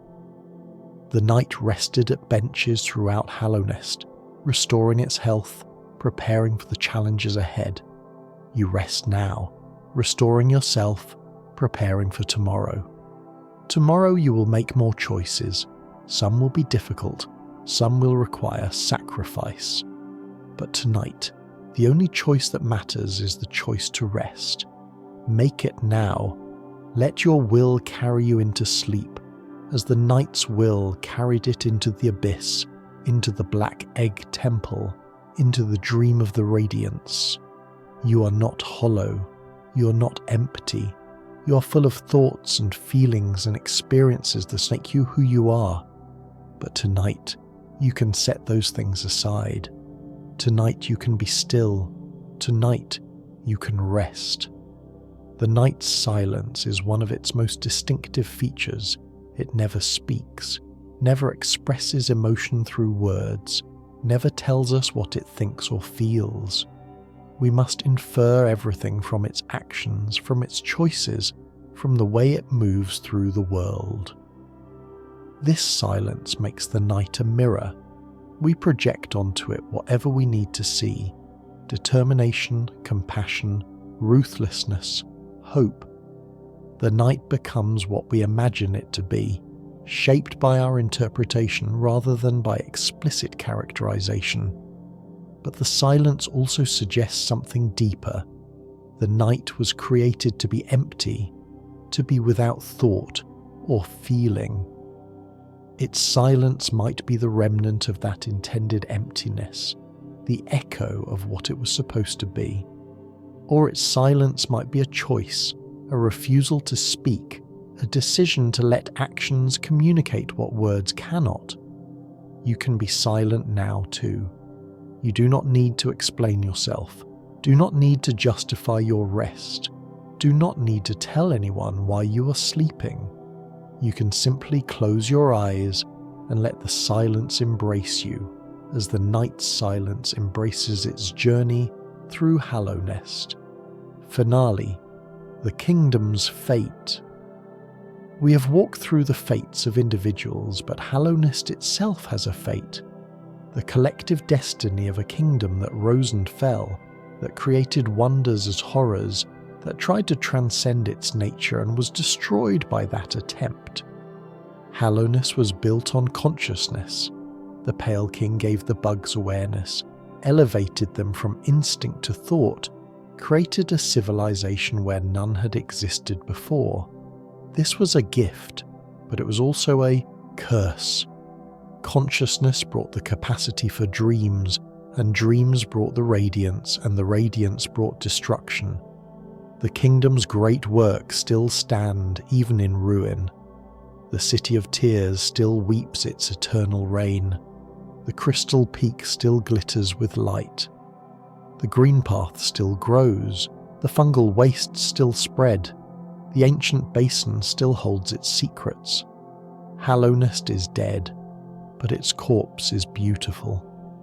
The City of Tears is perhaps the most striking example of this beauty.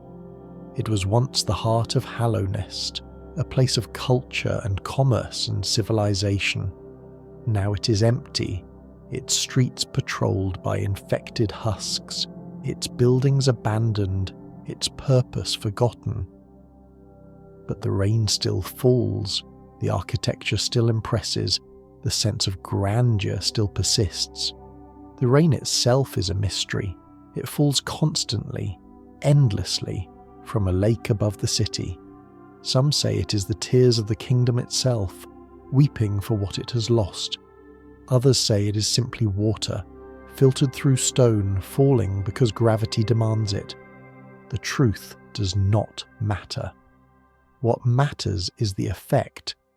A city that seems to mourn itself, a place where even the weather expresses grief.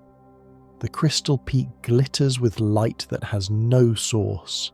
The crystals that fill the mountain glow from within, illuminating tunnels and caverns that have never seen the sun.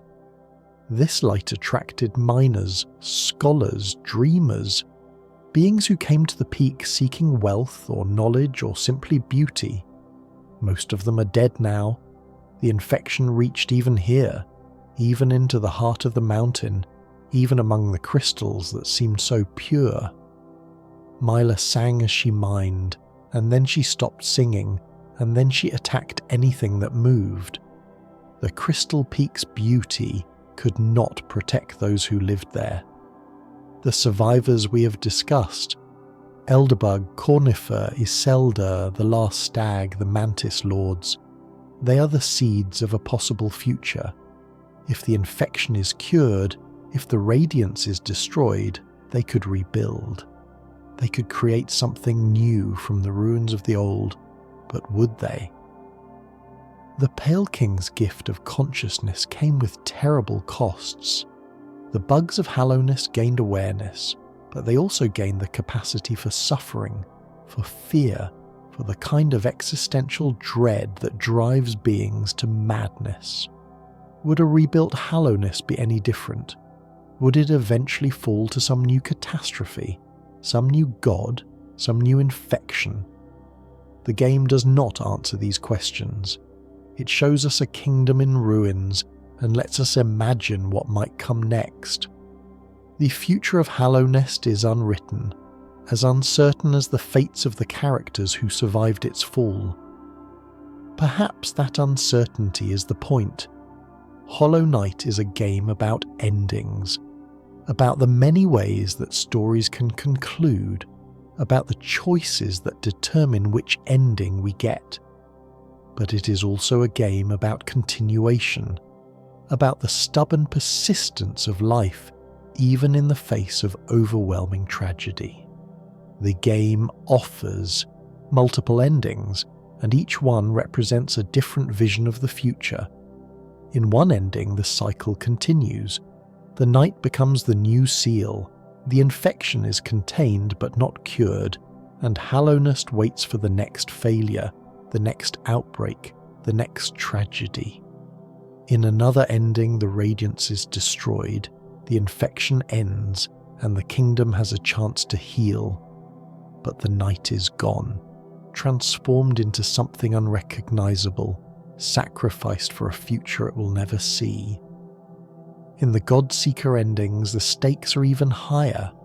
The void might flood the world, consuming everything, replacing one apocalypse with another. Or the void might be contained, the Radiance might be destroyed, and something like hope might emerge from the darkness. Each ending is valid. Each ending is a possible future for Hallownest. The game does not tell us which one is correct. It simply presents the options and lets us choose.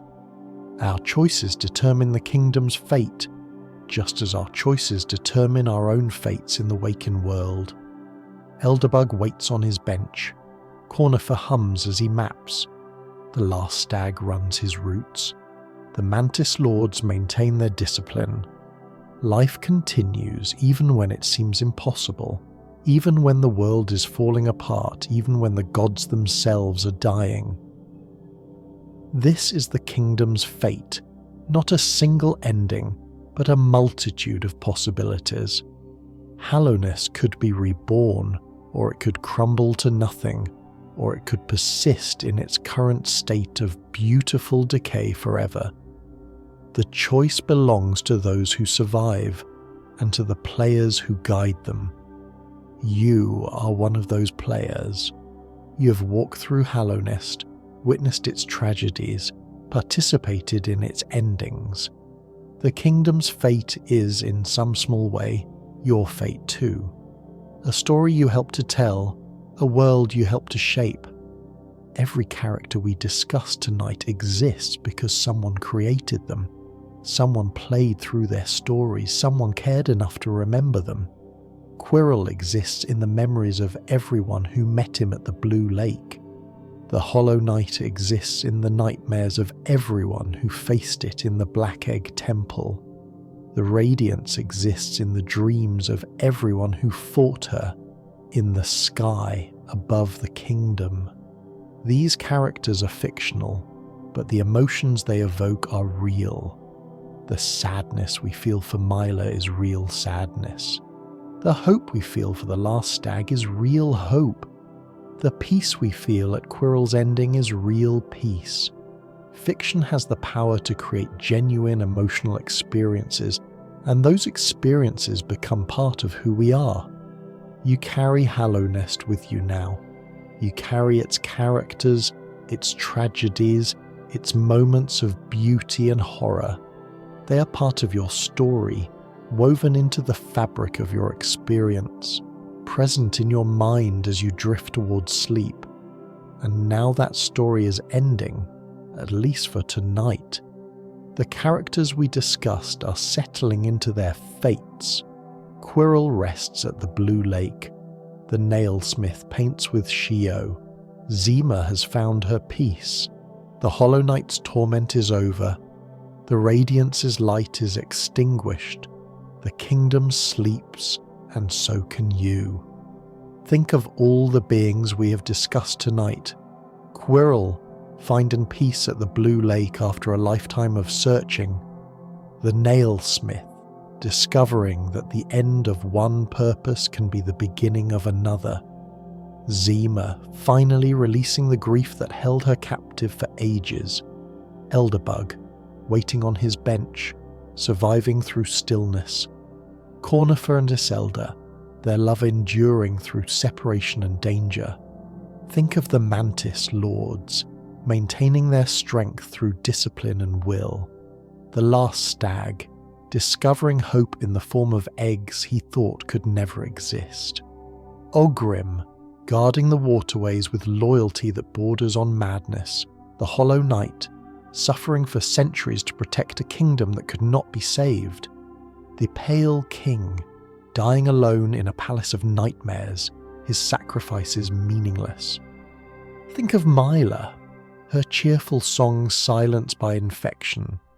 The broken vessel fighting even in death against the corruption that claimed it. The traitor lord, choosing power over family and paying the ultimate price. The soul master, pursuing a cure that never came, becoming the monster he sought to defeat. Think of the dreamers, Monomon, Lurien, Hera, each sacrificing their waking lives for different reasons, each bound to seals that would eventually fail.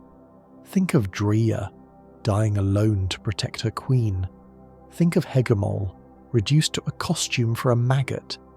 Think of Cloth, finding the glorious death she sought, or surviving unfulfilled depending on choices made by another. Think of Hornet, her story continuing beyond the borders of Hallownest. Think of the White Lady, bound in her bower, paying penance for crime she cannot undo. Think of Zote, stumbling through life taking credit for victories he did not earn. Think of Bretta, leaving Dirtmouth to find something real. Think of the Radiance, destroyed by the very darkness she sought to overcome. Think of the night, sacrificing itself in every ending, giving up its existence to solve a problem too large for any individual to solve. All of these fates have settled now. All of these stories have reached their conclusions, or continue toward conclusions we cannot see. The kingdom of Hallownest holds all of them. The peaceful and the tragic, the enduring and the fallen, the transformed and the corrupted. And now you join them in rest. Let your breathing slow now, if it has not already. Let your body sink deeper into wherever you rest. The journey through Hallownest's fates is complete. We have honoured the fallen, witnessed the transformed, mourned the corrupted, celebrated the enduring. Every soul we discussed has found their place in the story. You have found your place too. You're here, in the darkness, in the quiet, in the space between waking and sleeping. This is where you belong right now.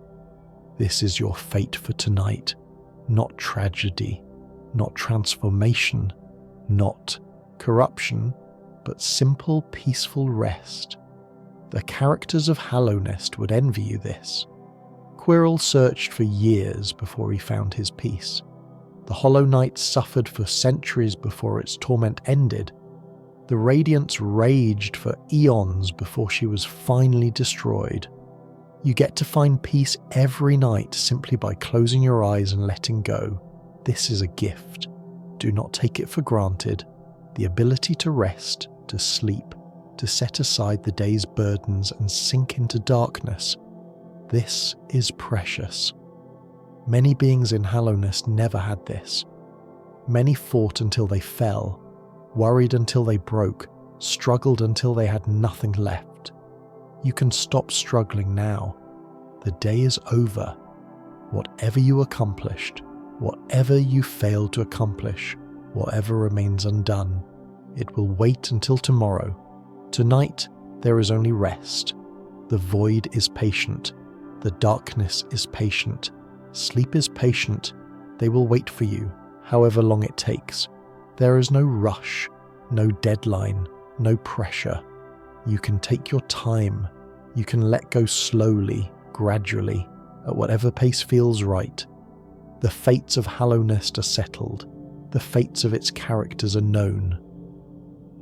But your fate is still being written, and tonight's chapter is simple. You rested.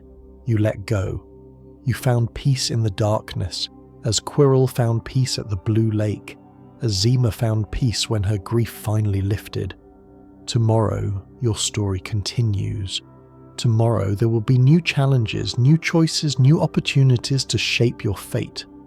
But tomorrow is not here yet. Tonight is here. Tonight is now. Tonight is yours. Close your eyes if they are not already closed.